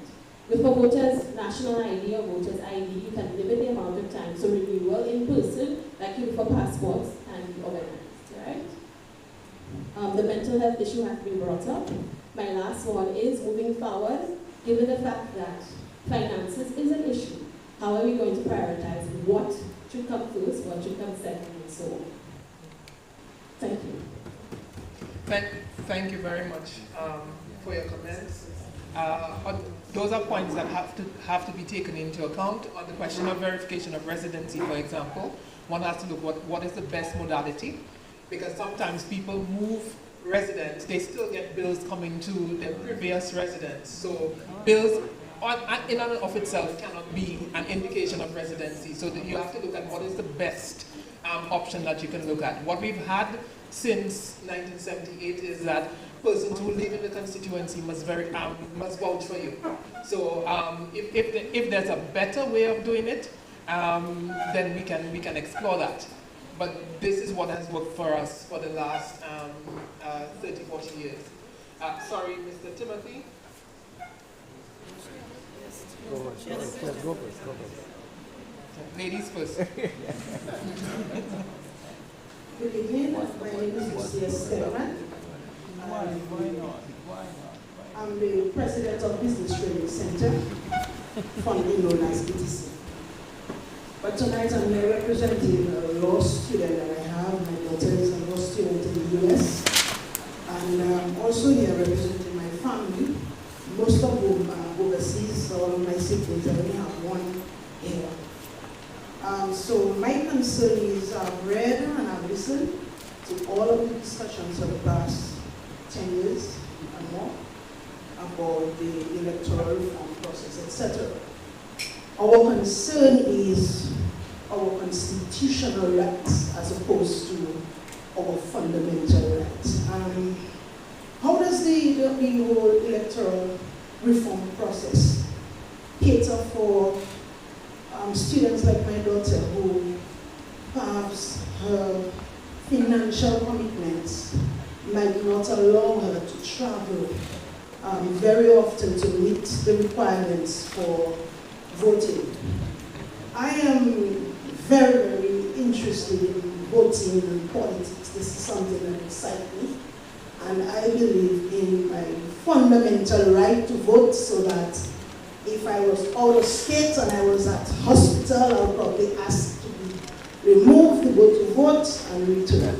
And as a result, I'm looking at the processes and I'm saying, how is this going to affect all of us? Because I'm saying that all of these discussions that we've been having, isn't it that we are going to make the ultimate decision eventually to make whatever it is that everybody wants? Because I'm saying, Dominica, I've been here very long, and I'm saying it doesn't matter what we do, we will probably never get peace. But in the interim, whatever decisions we take, we have to be very careful that we do not infringe on other people's rights. Yep. So those of us who have children who cannot travel because law school is expensive, so people like me might not be able to afford for my daughter to do several trips to meet the requirements. But she will be here to vote because there is some money. Also, my family, you know, it's difficult because they have children, and I always ensure that they come to vote because they deposit their money in the credit union movement that I support. They all do their transactions online through National Bank that I encourage them to do. Everybody, you're going to get to a stage where you're going to retire. When you come back home, you need to have some place to rest yourself. So whatever decisions we take, we need to be very careful as a people that we do not remove people from their rights, their constitutional rights. And my next question is, what is involved? Perhaps you can help me with that one. What is involved with the process of removing dead people's names from the list? I did some research on my own because I'm like that, instead of listening to everybody. And I found out that it involves a process of the village council clerks getting to know who died and bringing it to the electoral office to ensure that the names are removed. So what they're saying is that these people have done the due process and yet still it is not being done. Now, I'm one of the people who would probably defend the public service or put pressure on the public service. I do both. I say sometimes the administration department don't do their jobs. And in the end, the policy makers at the top, they pay for it because you may have a junior clerk who receives the document and don't do what they're supposed to do. And in the end, this group or list of names that have been submitted by the village council, whom I spoke to personally in my village where I vote, and she said that she did drop. But the clerk did not do the job. So who's responsible in the policy level to ensure that this is eliminated from our talk shows? Because we hear about it a lot, you know, yes, it's a lot. Can we deal with that part? Remove the dead people because we have the confirmation that they are dead. And then we'll take it from there. So that's my contribution. Thank you very much for that. Just to indicate to you that what is proposed in the bill would be that there will be an exception for the 5-year absence rule for persons who are students, qualified students, and also persons who are serving in a diplomatic position on behalf of the government. So in the case of your daughter, time would not run against her if she is at an institution studying. But it is an issue for us to discuss. You have indicated that besides your daughter, that there are other members of your family who reside overseas who have a strong commitment to Dominica and should have the right to vote. So thank you very much for your comments in relation to that. On the issue of dead people, I do take your point in relation to it may be administrative issues sometimes why people are not removed, but the confirmation process that is being suggested is looking at people actually coming and verifying that they need to continue on the register. So it would automatically mean that dead people would be removed. So it would have that effect. Mr. Timothy and then Mr. Belfield. Okay, good evening, Jason Timothy, engineer. So I'm somewhat torn on this subject. I do believe that people who live overseas should remain on the list. Now the time frame is where it becomes tricky. The thing about it is, even when people move away for 20 years and you ask them where they're from, they're going to tell you Dominica. It goes against the spirit of being from somewhere and then removing that right that you are from that place. And again, we go back to, as she said, not everybody can afford to do it. I know there are people who come here every single year for big carnival, big Creole festival, and they are actually contributing so much to the country in those small times that I guess in the spirit of the thing, it goes against my belief that they should be taken out after 5 years. I think if we look at maybe something like 15 years, maybe we now start to get into the realm of something we can discuss. But it's kind of difficult for me to sign off on that 50 days in 5 years. So I just want to put that out there. Thank you very much, sir. Mr. Belfield.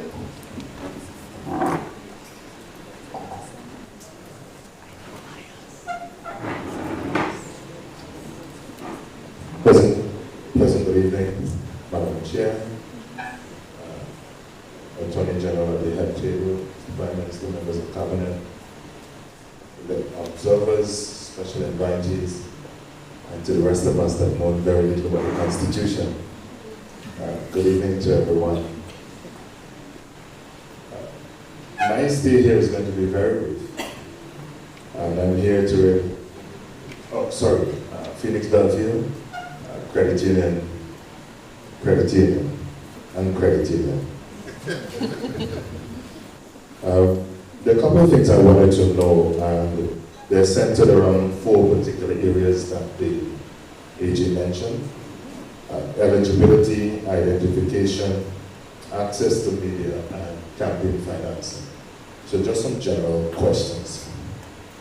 On the issue of eligibility, and I was happy when the lady from the diaspora mentioned about it, because I wanted to ask the question, how much of a stake is a stake? We know for our small islands, we're very dependent on remittances. A lot of the persons who have gone abroad support the economic activity happening back home. And the question we would need to ask ourselves is how much of a stake does the diaspora need to have a meaningful voice in what happens here? Because if you're remitting 80% of your salary back home, then is that enough as a stake to be able to have a voice? And so if we say to them that we know what happened after Hurricane Maria, the outpouring of support, if we say that we can accept your help, we can accept your financial contributions, but you're not good enough to influence what happens here, then it is something that we need to consider. So that's on eligibility. So how much of a stake is a stake, if there's any at all? Sometimes we might want to go for Balao. Do you have any recommendations on that? I know you're posing the question.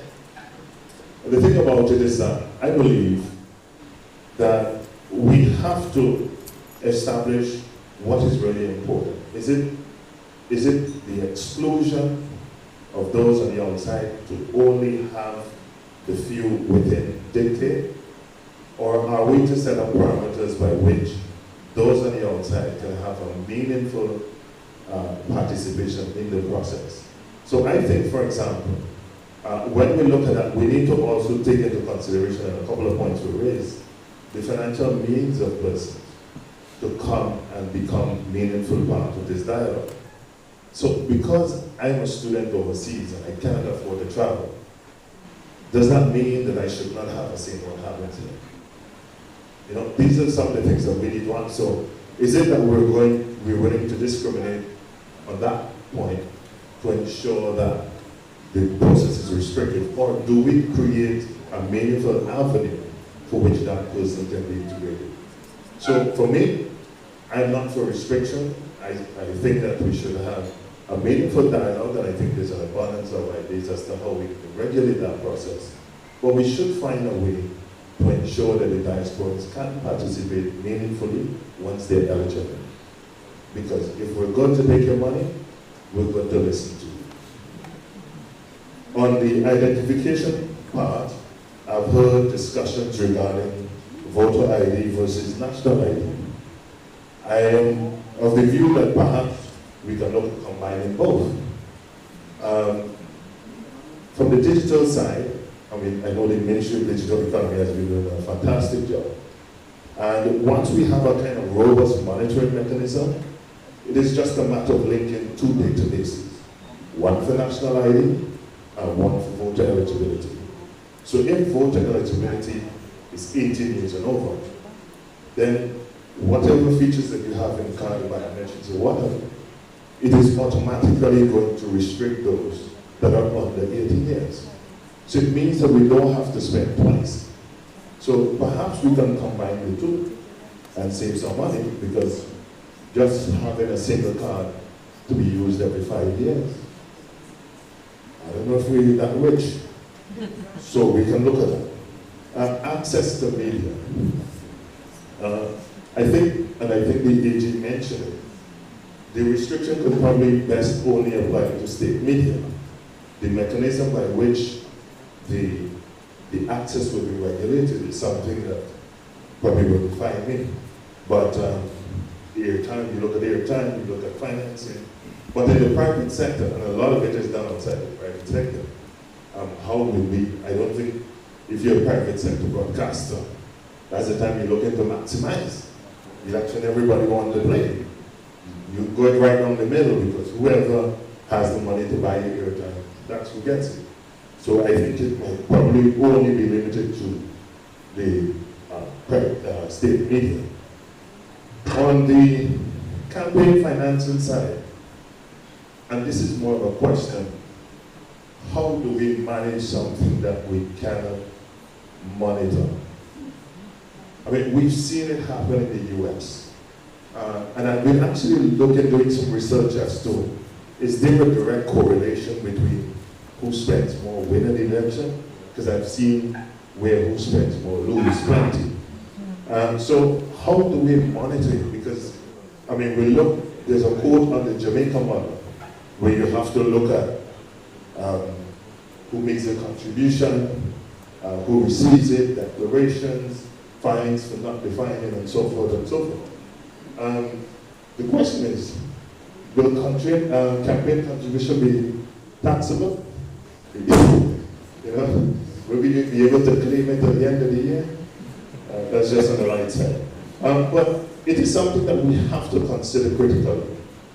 If we cannot monitor it, we can't manage it. So then we need to know, put in the elements within it that is going to ensure that whatever we set, and it cannot be aspirational, it has to be something that we can manage. And so if we're going to define that, it needs to be some sort of declaration, persons need to define, entities or individuals that are contributing needs to define, they need to be, for example, you can decide as a candidate if you go based on the funds of your party or you're going to be privately funded, what are the limits and ceilings of that fund and so forth. So it has to be, it cannot be aspirational, it has to be, because if you cannot manage it, if you cannot monitor it, then what's the point? Thank you. Thank you very much, Mr. Belfield. The lady wants the floor. Sorry.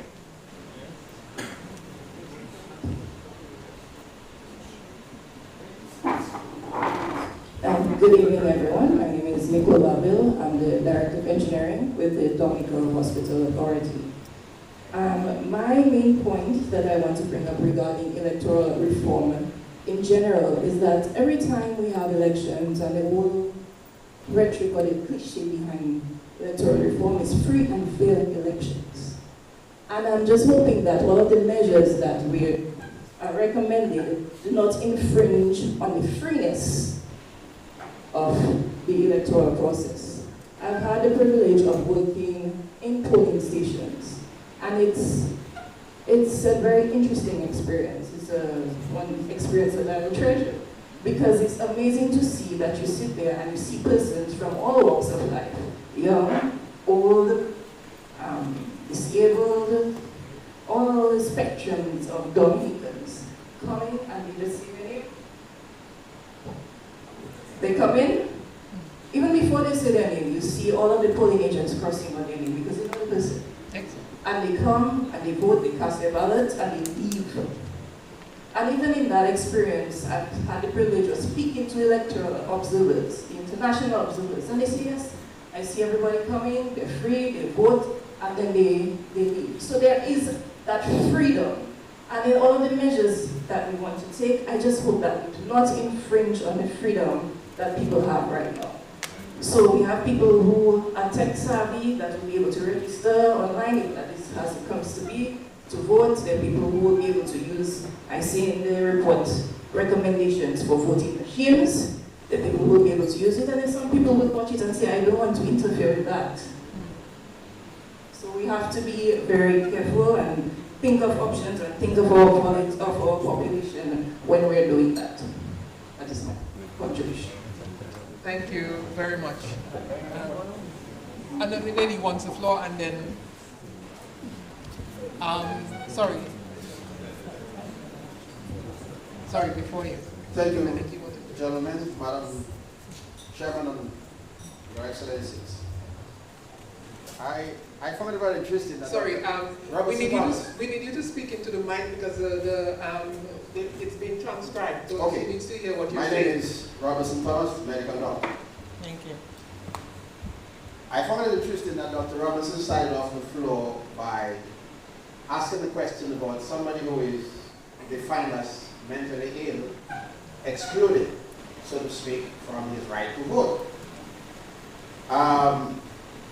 In 2022, the DAEC wrote regarding ministers of religion and the involvement in elective or representative politics. And the Constitution, in effect, equates the minister of religion to somebody who is mentally ill, he or she cannot vote, or someone who is an inmate at the prison, part of the Constitution. And so there may be a justification for that, but I would love to know what that is. But I think it's an area that needs to be given some due consideration. Thank you. Thank you for that comment as well. Sorry, Dr. Joseph, and then.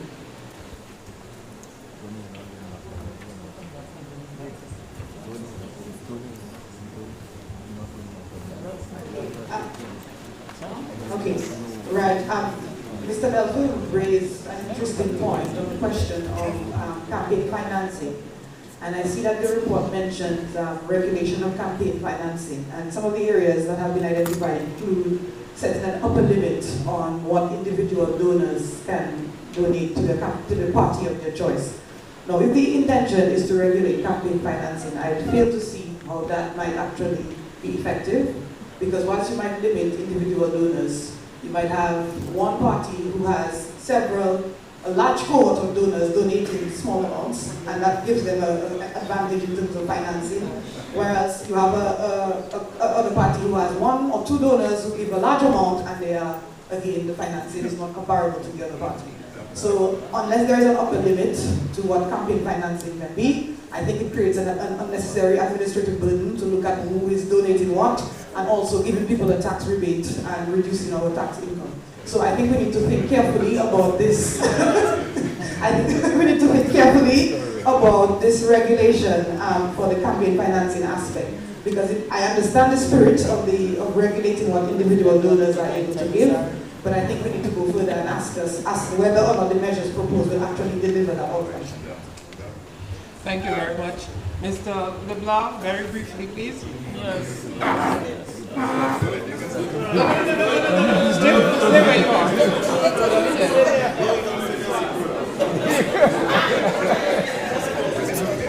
Be brief, be brief. So, is this on? I guess. It's not on. Just to indicate, Mr.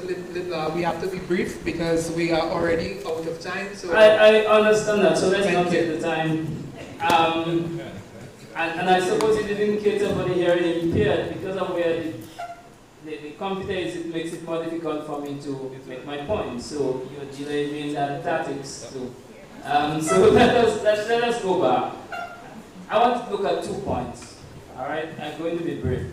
The diaspora and polling district residency.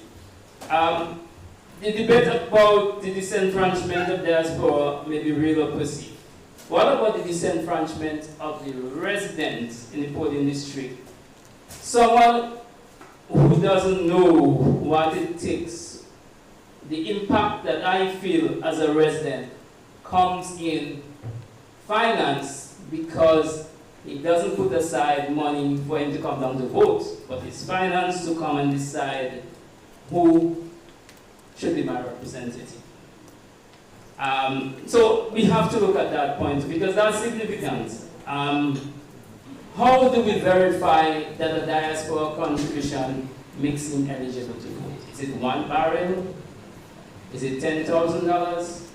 How do we do that? Should the diaspora be required to file tax return to be eligible to be called contributing?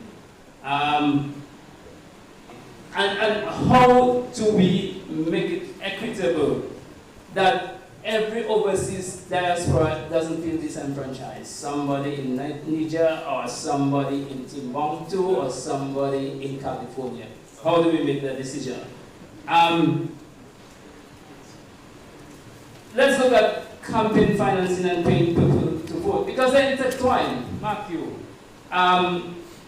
Senior Counsel Tony Astafan says you have not been able to prove that a particular person was brought in to vote for a particular person. Sure, maybe not, but you admit that there is a wide and common practice that impacts the wishes of the resident population by persons who are not passionate enough to afford it themselves to come to vote.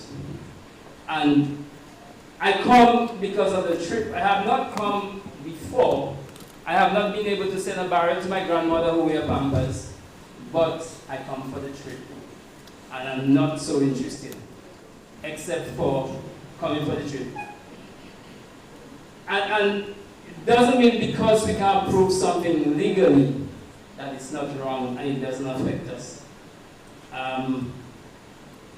Just to indicate to you, Mr. LeBlanc, that what the law says is that the facilitating of a voter by either providing transportation, please let me just finish, please, providing transportation for them to come to vote is not illegal unless it's done with corrupt intent. That's what the law says. I'm not debating that, and I buy myself 30 seconds. Let me move to the other point. That's actually 2 points, but how oh shit, this is disturbed me, and I need to buy some time. Take my time. Okay, how people tell me take my time. Good. That makes it, we are all in the same boat, dealing the same matters. That's good. So, so there are 2 ways to deal with that issue of diaspora paying for votes and so. One of it is can we allocate some of the funds for campaign financing to those who cannot afford to come and vote and do it in a transparent way? Should that be one way to look at it? And then we manage campaign financing and paying people for votes because they're intertwined. the other way is, can we have constituencies dedicated for the diaspora? The lady wants to be able to contribute to Dominica's affairs, but it doesn't mean that she has to disturb the residents in the police district about the way they live. She can contribute, of course, by having a constituency for diasporas.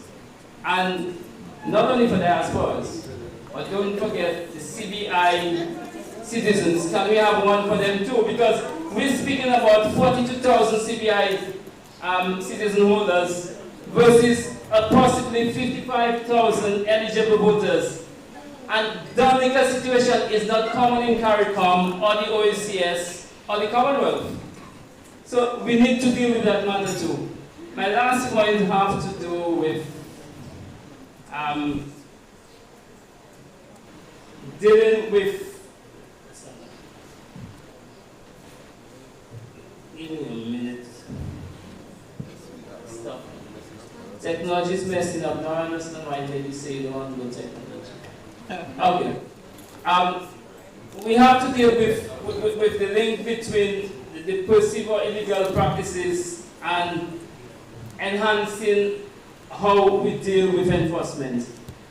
Mrs. Tidier said it well on Monday, that we enact a provision in law so that we can enforce and encourage and preserve something that is good in the society, and or to discourage, to stem, or to curtail or eradicate unfair or illegal or bad practices in the society.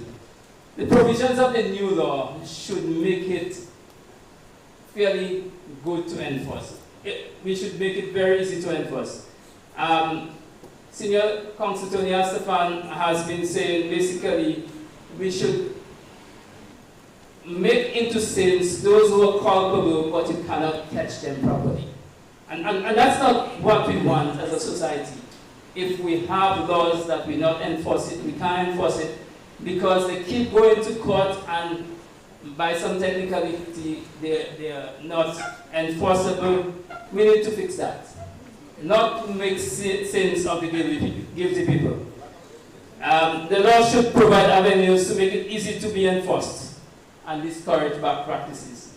It is rather incomprehensible that there are time restrictions for filing election petitions and challenges, but no time limit to make sure that those petitions are heard. And especially within an election cycle, something is wrong. And we need to fix that. Thank you, Mr. LeBlanc. Let me just ask you one question. You're very much welcome for giving me more time. I've heard the issue raised about CBI citizens. And I just want you to tell me, we've had citizenship by investment for almost 30 years now. How many of those citizens have been on the electoral register, to your knowledge? To my knowledge? Zero. No. Are you in the practice of asking a question and answering it yourself? Well, give me a minute. Give me a minute. I don't know exactly a sense. I think the answer is very clear. Well, you see, you don't want an answer. But are you saying that we should allow ourselves to be caught by surprise? Because at the end of the day, if you're speaking about 42,000 CBI citizens...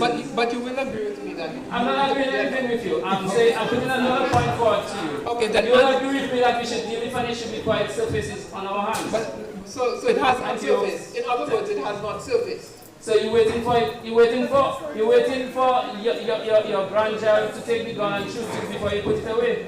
So Mr. LeBlanc, the law requires you to be resident in a particular constituency for at least 3 months for you to qualify as a Dominican citizen to vote. It also provides that you can also vote in I think we don't need to waste time. I know the law about that. So don't try to teach me. Right. I'm glad that you do. Yes. Okay. So, but I'm saying we need to protect ourselves.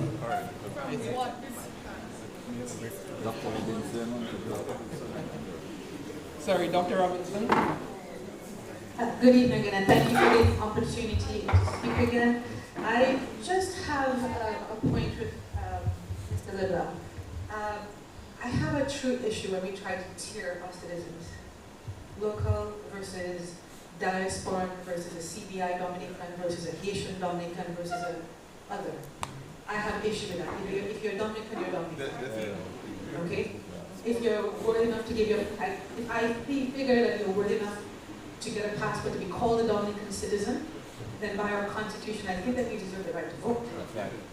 Whether any of them have taken advantage of that, that's something completely different. But do they have the right to vote? And I think that they should, because they're Dominican citizens. Thank you very much for that.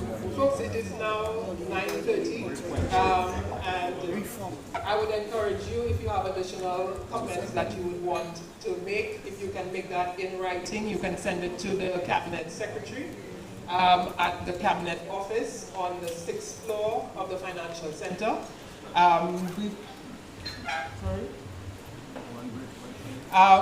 I need to be guided. If we can have more airtime and have the people still there, we can continue.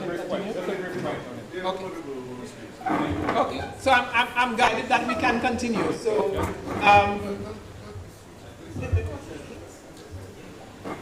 right after. Thank you. Just a brief word for clarification. We know we have the international observers here present. I don't know if you have explained it before, but what I would like to know is what would be the specific role of the observers? Is it just to observe, or will they be a report? And if they will be presenting a report, will that report will be public? And if they're reporting, will it be reported as the organization they represent or as a report? That's just one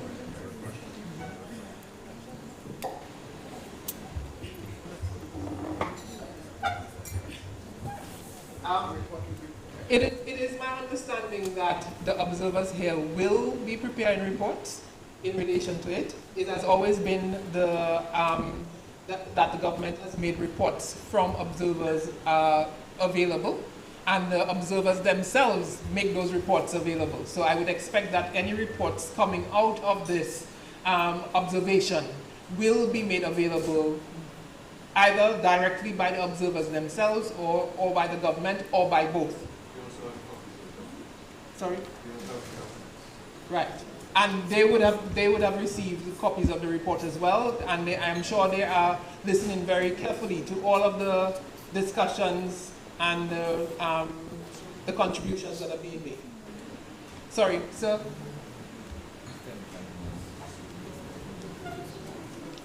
I just want to go back to what Mr. Libna just mentioned. The matter of election petitions being given 21 days for individuals to register their complaints. And I mentioned earlier that this area of our law has been unconstitutionally handled. And since you brought it up, I want to address it, because we have a system of government that is divided into three parts: the legislature, the executive, and the judiciary. The courts have jurisdiction over all cases and controversies. However, Section 40 of the Constitution goes on to specifically give the courts jurisdiction, which means they are being given jurisdiction over something they do not normally have jurisdiction over. So that the Constitution did not intend that the statute of limitations in all matters be reduced from at least 1 year to 21 days. That would obviously be a violation of my rights as a citizen.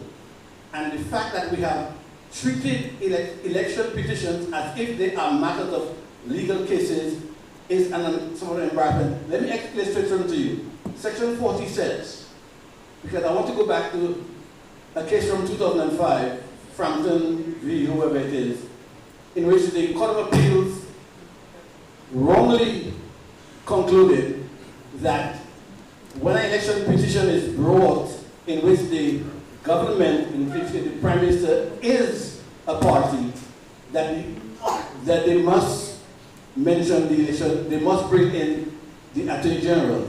The problem with that is the court did not realize that the Constitution says that whenever the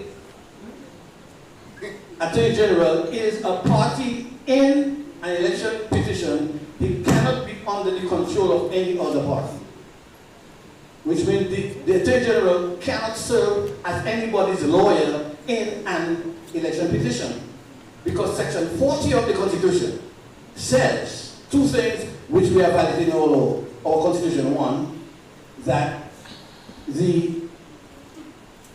it actually prefers that the Attorney General brings a matter of an election petition, and also secondly it says that every election petition shall be tried. So when we say in our court findings that we can throw out an election petition, we're actually violating our very law, because the law says every election petition shall be tried. So if you throw it out, you're treating it as an ordinary case, which it is not, because I will stop because you should in your head. I'm shaking my head still because that issue has been debated in the courts, and the courts have ruled on it. And it has consistently held that you have 21 days within which to bring a petition. That is true. However, saying that it has been ruled in the court doesn't make, because remember, the Constitution is the supreme law.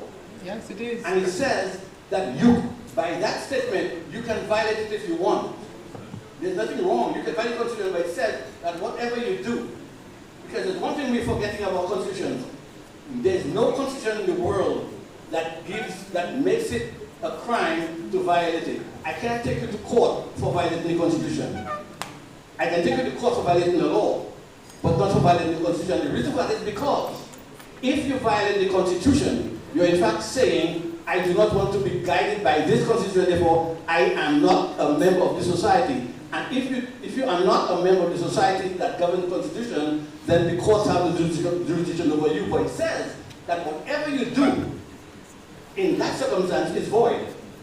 That's the only remedy the Constitution grants us. And so the fact that courts have held certain things doesn't really change the matter. And I'll say one more thing, because the first thing that really hit me in law school was when my professor said repeatedly, my property professor, he kept saying, the court got it wrong. Courts do get it wrong. So if we may, Section 41 of the Constitution says that the High Court shall have jurisdiction to hear and determine any question whether any person has been validly elected as a representative or senator. It also goes on at sub 5 to say the circumstances and the matter in which and the imposition of conditions upon which any application may be made to the High Court for the determination of any question under this section, and the powers, practice, and procedure of the High Court in relation to any such application shall be regulated by such provision as may be made by Parliament. So the Constitution acknowledges that Parliament may make decisions in relation to how these petitions can be dealt with. So these are the issues you're talking about, are issues that have been legislated in the court before in terms of whether a petition that is filed after the 21 days is a valid petition, and that has been decided by the courts. But I take your point. This is your interpretation of it. We have court interpretation of it. Your point has been noted. Right. So I think. Sorry.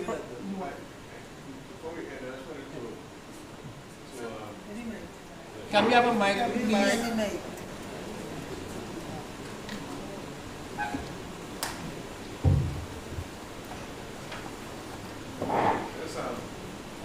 know the issue has been raised about CBI citizens and so on, but the Constitution also allows for Commonwealth citizens who meet the residency requirement to vote in Dominican.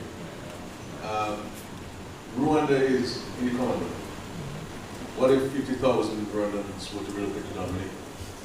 They're resident. Right, so the point I'm making is that if we are making a strong case against Dominicans who were born in Dominica and who were registered in accordance with the provisions of the Constitution and the electoral laws, why do we need to make such a vehement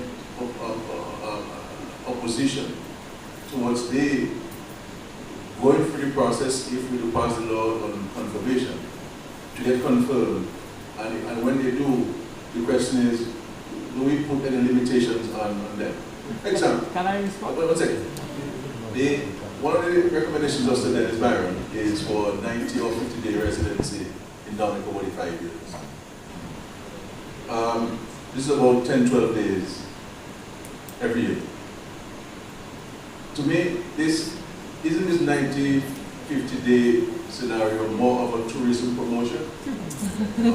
Come to Dominica rather than a requirement of voting, which is such an important first constitutional right? so I just put it to us as part of the continuation of our thinking. That the arguments I believe we make must be steeped in some kind of foundation that really speaks to the progressiveness or the progressive nature of our society. And why are we so suspicious of Dominicans who live overseas? You know, all of whom were born in Dominica. Yes, Tony. Yeah, can I? By the way, are you registered in 2 places now? I hope you're not speaking to a mirror, I'm Prime Minister. But can we have the mic for Mr. LeBlanc, please? I am registered in 1 place. I am registered in 2 places. I am registered in 1 place. No, Mr. One. Yeah, I put it in one constituency. Prime Minister, we need to look at a few things. If Rwandans come to Dominica and relocate, they are residents. And I think you accept that. I am not opposing the participation of those from the diaspora. I'm just saying, let us be clear what we're talking about. I mean, we say that they contribute, that's fine. But how do you gauge eligibility against contribution? Who is a contributor? And whether that is a yardstick? Well, let me finish. You have it sometime, Prime Minister. So, whether there are other ways to compromise on the issue, whether having a constituency for diasporas is one way. I mean, at the end of the day, the burning issue. Yeah, at the end. Is it good now? No. No? Go again. What's that? No. Go ahead. No, but you want the people on the radio to hear me too.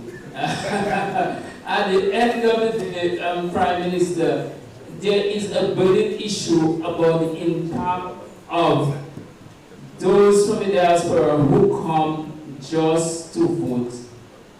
Wait, let me finish. Just to vote. And we cannot have a correlation between those who are holiday makers, come here for 15 days a year, of 10 days a year, and impact on the way people in the constituency live for 350 days out of 365 days. I mean, I understand the point, but let us make sure that nobody is disenfranchised, both the diaspora and those living in Portland District. And there's a compromise position. But how do you go about achieving this virtual constituency? Listen, or this diaspora constituency. Who would be the candidate for that constituency? But that's the discussion I'd like to have. No, you propose it, so I'm putting these questions to you, maybe rhetorical questions. But I can answer, I can give you some ideas if you want them. And how is that person going to sit in the parliament? I can give you some ideas for that. The same way you can nominate somebody in a constituency, and Anthony Joseph is right about that. Actually, at the last election that you called impromptu last year, I planned to just test our laws by registering vehicles and registering in the parliament. But I was too busy with the geothermal project. But the point is,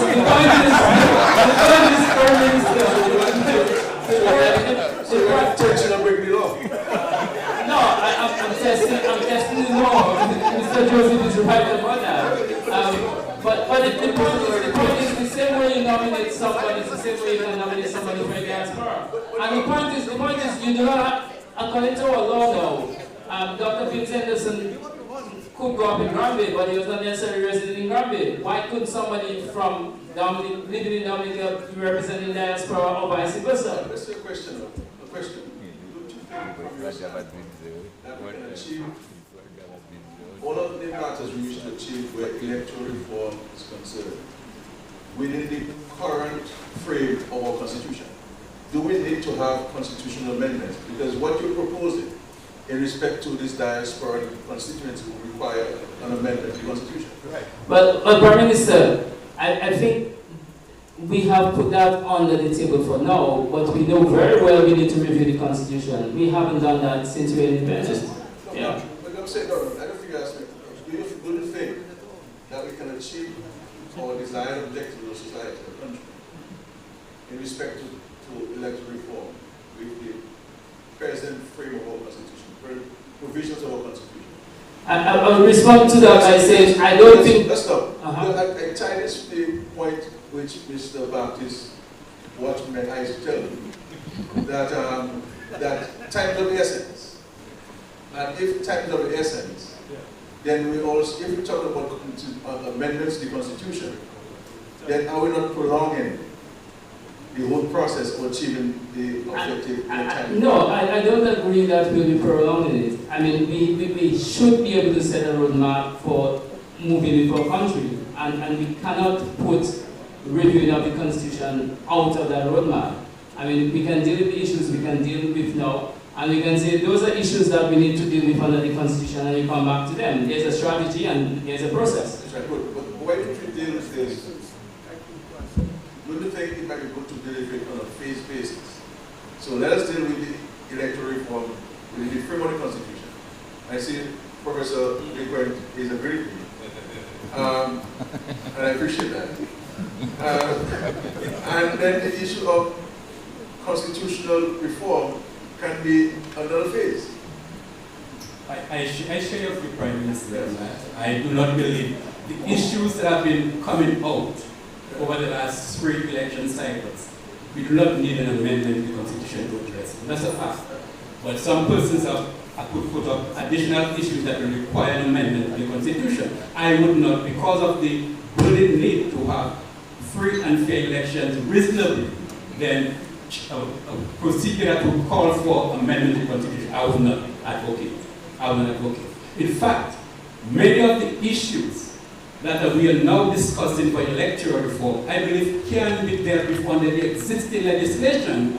But however, the problem that has happened over the last 3 or 4 election cycles that we have not been administering the legislation the way it was intended to administer. And that's where the problem lies. And therefore, most of us feel that the only way to approach it is to go through electoral reform. We have had many reports, we have had many discussions. The main issue, important thing that came out of the Byron's study or report is the fact that it came out with draft legislation, which I've never had before. So you say this about this? Well, we have had suggested amendment, but no main legislation. No, but for the purposes of the observers and those who may not be aware, there was a report on electoral reform and also legislation. And that legislation was examined by the experts from the Commonwealth Secretariat, who advised us that the laws, the draft bill as drafted, would have achieved the desired objective of allowing Dominica to meet some international standards, especially the observations that they made in their previous report. So all of the provisions would have addressed those issues. We did in fact go to the Parliament. I've said so before, but it's also worth repeating. We did go to Parliament to pass legislation. I was in Parliament. Right, and it was, I stood it down. As a leader of the House, I stood it down to allow for further discussion outside of the Parliament on this issue. Just to say, just to go back, in 2015, our country was affected by Tropical Storm Erin in August. By March of 2016, after 90% of our GDP was affected, and I had to mobilize resources to relocate and build 2 entire communities I provided all of the funds to the Electoral Commission to advance the process of electoral reform in Dominica. The equipment has been sitting at the Electoral Commission office in 2016. The software, the hardware. I provided staff, equipment, and all of the resources. As a matter of fact, I went above and beyond because by the time the chief election officer his background was in audit, and then you know auditors are usually, accountants are usually very careful with money. And I increased the amount that the commission requested the cabinet. That I wanted to ensure that they have not only what they requested, but more than what they requested, as a clear demonstration of the government's commitment to electoral reform. And so, had we passed legislation in 2017, Mr. Lula, we will not be here. We'll be talking, what we're doing there now is to talk about constitutional reform, which we're discussing, and not electoral reform, had we allowed the legislation before in 2017. Now, when we struck down the legislation in 2017, I directed it as the Attorney General to write to all political parties and various representative bodies in government and attach the draft bill to the law, though it was posted in the government website prior to us going to Parliament. And we wrote to them and said, look, this is what we're taking to Parliament, or we took to Parliament. Which clauses you do not agree with, and which do you agree with? We never got a response from any of those organizations. And so my hope, as I said last time, because you see, we speak a lot about electoral reform in a peripheral manner, right? But not sitting down as the young lady did, and some other people have done, and make specific and concrete recommendations on the 6 or 7 fundamental points that we've been talking about. And really not really 6 points. It's really been the bloating of the voters list or whatever we call it. So we have to go for a process of confirmation or verification. The issue of whether we do away with 5 years or we keep the 5 years residency requirement in Dominica. Commissioner will go one say one of it. The issue of ensuring that on a continuous basis, that the issue of dead people can be automatically removed. And in the legislation that we recommended here, it ties the registrar of deaths to the Electoral Commission, so that automatically a name will be transmitted to the Electoral Commission and the name will be removed automatically with the use of technology. And really these are the issues. The issue of campaign financing. As you know, we are the most organized and most comprehensive political organization in Dominica. What is being proposed in the law is okay for me. But we also have to look at fairness. It will not be okay to many political organizations in Dominica, because it's specifically positions on political parties of staffing. Where do they get the money to pay for the staff that the law is imposing on them to ensure that they can fulfill the obligations under the law? So my view, my dear friends, fellow citizens, is for us to reduce the discussion, because what we have to do is to agree on what are the fundamental policy positions, so that those policy positions can be reflected in the legislation.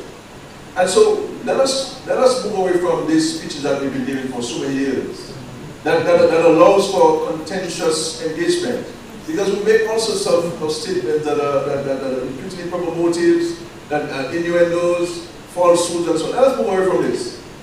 Let us focus on the report. Let us report on the 4 or 5 things that we need to address and move forward. And so this is what I want to put to us. And so I'm hoping that in your new submission, Mr. Lula, you have been, all fairness to you, you have been relentless as a citizen in respect to your voice. Right or wrong, whatever you say, whether it's true or not, that's a separate issue. But you have been engaged and engaging in the issue of electoral reform. And I recognize your dedication and commitment to the cause. But the cause, when you have a cause, you must look for an end. Exactly. And what is the end? And so exactly. the rhetoric has to change a bit. To more mature engagement, and not seeking to go around the issues and not fundamental ways. So I think you may have been listening to my presentation, and that's exactly what I said.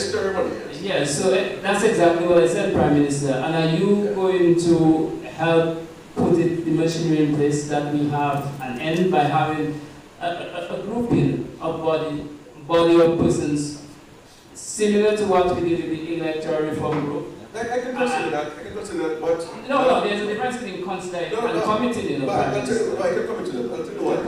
Okay, tell me. The president of the Bar Association said on Monday that she had not been able to convene a meeting of the fraternity, and she's unlikely to get a consensus among her membership.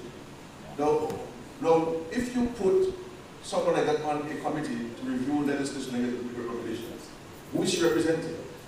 And so what makes I'm putting to you, yes. What makes me or you or Dr. Joseph's more important than the fisherman from Scotland or the former Penn? We all have a voice, and therefore we have to ensure that every Dominican, as far as possible, is given an opportunity to be heard on this matter, and not those of us who believe that only the voices of the people of Dominican. Because I am the person in this room and in the country who represent more people. But I don't think that I have a bigger voice than anyone in this country in respect to electoral reform. I have only one voice, that's mine. I'm able to influence others. That's a separate consideration. But everybody must be given a voice. And I don't think it is right at this stage for us to close the consultative process and pick 5-6 people and say you have been appointed by the Prime Minister. Because they say I shouldn't be appointing anybody, but you asked me to appoint me. No, I didn't ask you to appoint you. You guys are wrong. I'm saying actually, I don't think at this stage it is the right time to give consideration to that. So when is the right time? I think we have to allow for consultation. Fine, I have no problem with that. We're going to the villages, constituencies. Prime Minister, you need to give me a chance sometimes to speak. Let's be fair. I have not said that it needs to be appointed by you, first of all, and my emphasis was on transparency and putting it up front political parties, giving it to the Electoral Commission to handle, and to have a cadre of persons from the public to deal with it. Yes, I know that there are a lot of organizations in Dominica that are in shambles. Whether it's the Engineers Association, whether it is the accountants, whether it's the lawyers, we have a problem with that. It doesn't mean that there are not people in those organizations who the other members would put up. All right, and we shouldn't use that as an excuse to say we cannot do it. Once we do that, we're going back in circles and we use it as an excuse for us to go back in circles. I'm not saying we cannot do it. What I'm saying is that it is too early for us to make that suggestion. I think we need to allow for the consultative process to carry through. If we go ahead and say tonight, no, we're appointing a committee. Listen to me. We're appointing a committee on Friday or Monday. Before we go to Scotland, before we go to Marigot, before we go to Granby, before we go to Portsmouth, before we go to St. Joseph and Barrow, how do you think the rest of us in the country would think? So I'm saying that let us take it step by step. I think tonight was very good. And I really want to thank all of you for being here. I mean, we all have different views, and that's what consultation is about. But I need to be able to find what are the cross-cutting themes and agreements. What's the consensus? One last question for you, Prime Minister. Sure. Do you think that the electoral reform group had no place or didn't contribute significantly to the debate? And if you do, don't rush too much. If you do think they had an impact, they were placed there and nominated by a small group of civil society, church, business, and they dedicated 8 months to that, to the point where we saw that the grouping from CARICOM, OS, and the Commonwealth came in as an attempt to either verify what they were saying or to put it aside, and then it probably was the reason why elections was called so quickly. But at the end of the day, if that group could have made an impact, there's no reason why there are people who are interested in the reform process cannot be involved more continuously, and from this continuous group of persons, we can elect and nominate persons. Sure. But any group or any individual that puts himself or themselves together to discuss a topical national issue must be commended. I will not agree with the contents of the discussion or the contents of the report. Because a lot of it's really a lot of emotive things there. So we have different views. But as soon as we get together, this is why we're here. And you and I have a conversation. And this is why I want to engage you, not to influence your views, but to seek clarification from your point of view and your organization's point of view on some of the issues that we need to consider. So I'm not seeking to influence you one or the other. But yes, we engage and we support any organization that wishes to meet and to discuss. On the issue of this is why I call it election. I don't think that you're that formidable to defeat the Labour But you can't defeat somebody if you're not interested in fighting them, Prime Minister. But I don't, you guys, there's no need for me to fight. Exactly. So there was no need for me to fight. So how could anybody defeat No, I'm just responding to your question. The organization has caused me to call election. I didn't say that. Okay. I alluded to that. I didn't say that. But thank you very much. Thank you. Thank you, Prime Minister. And it's very good to see that we're having a discussion. We're talking not at each other, but with each other. So I think that's healthy. And I think we just had a good discourse between the Prime Minister and Mr. LeBlanc and others. Folks, I know coming out of that, there are other comments that we want to make, but I'm cognizant of time as well. But if I get the signal that we can continue. I think Tony has some already said tonight. Right, so... right, so... I've always said where I'm going to say. So thank you all very much. We do have some refreshments in the room on the left, and thank you very much.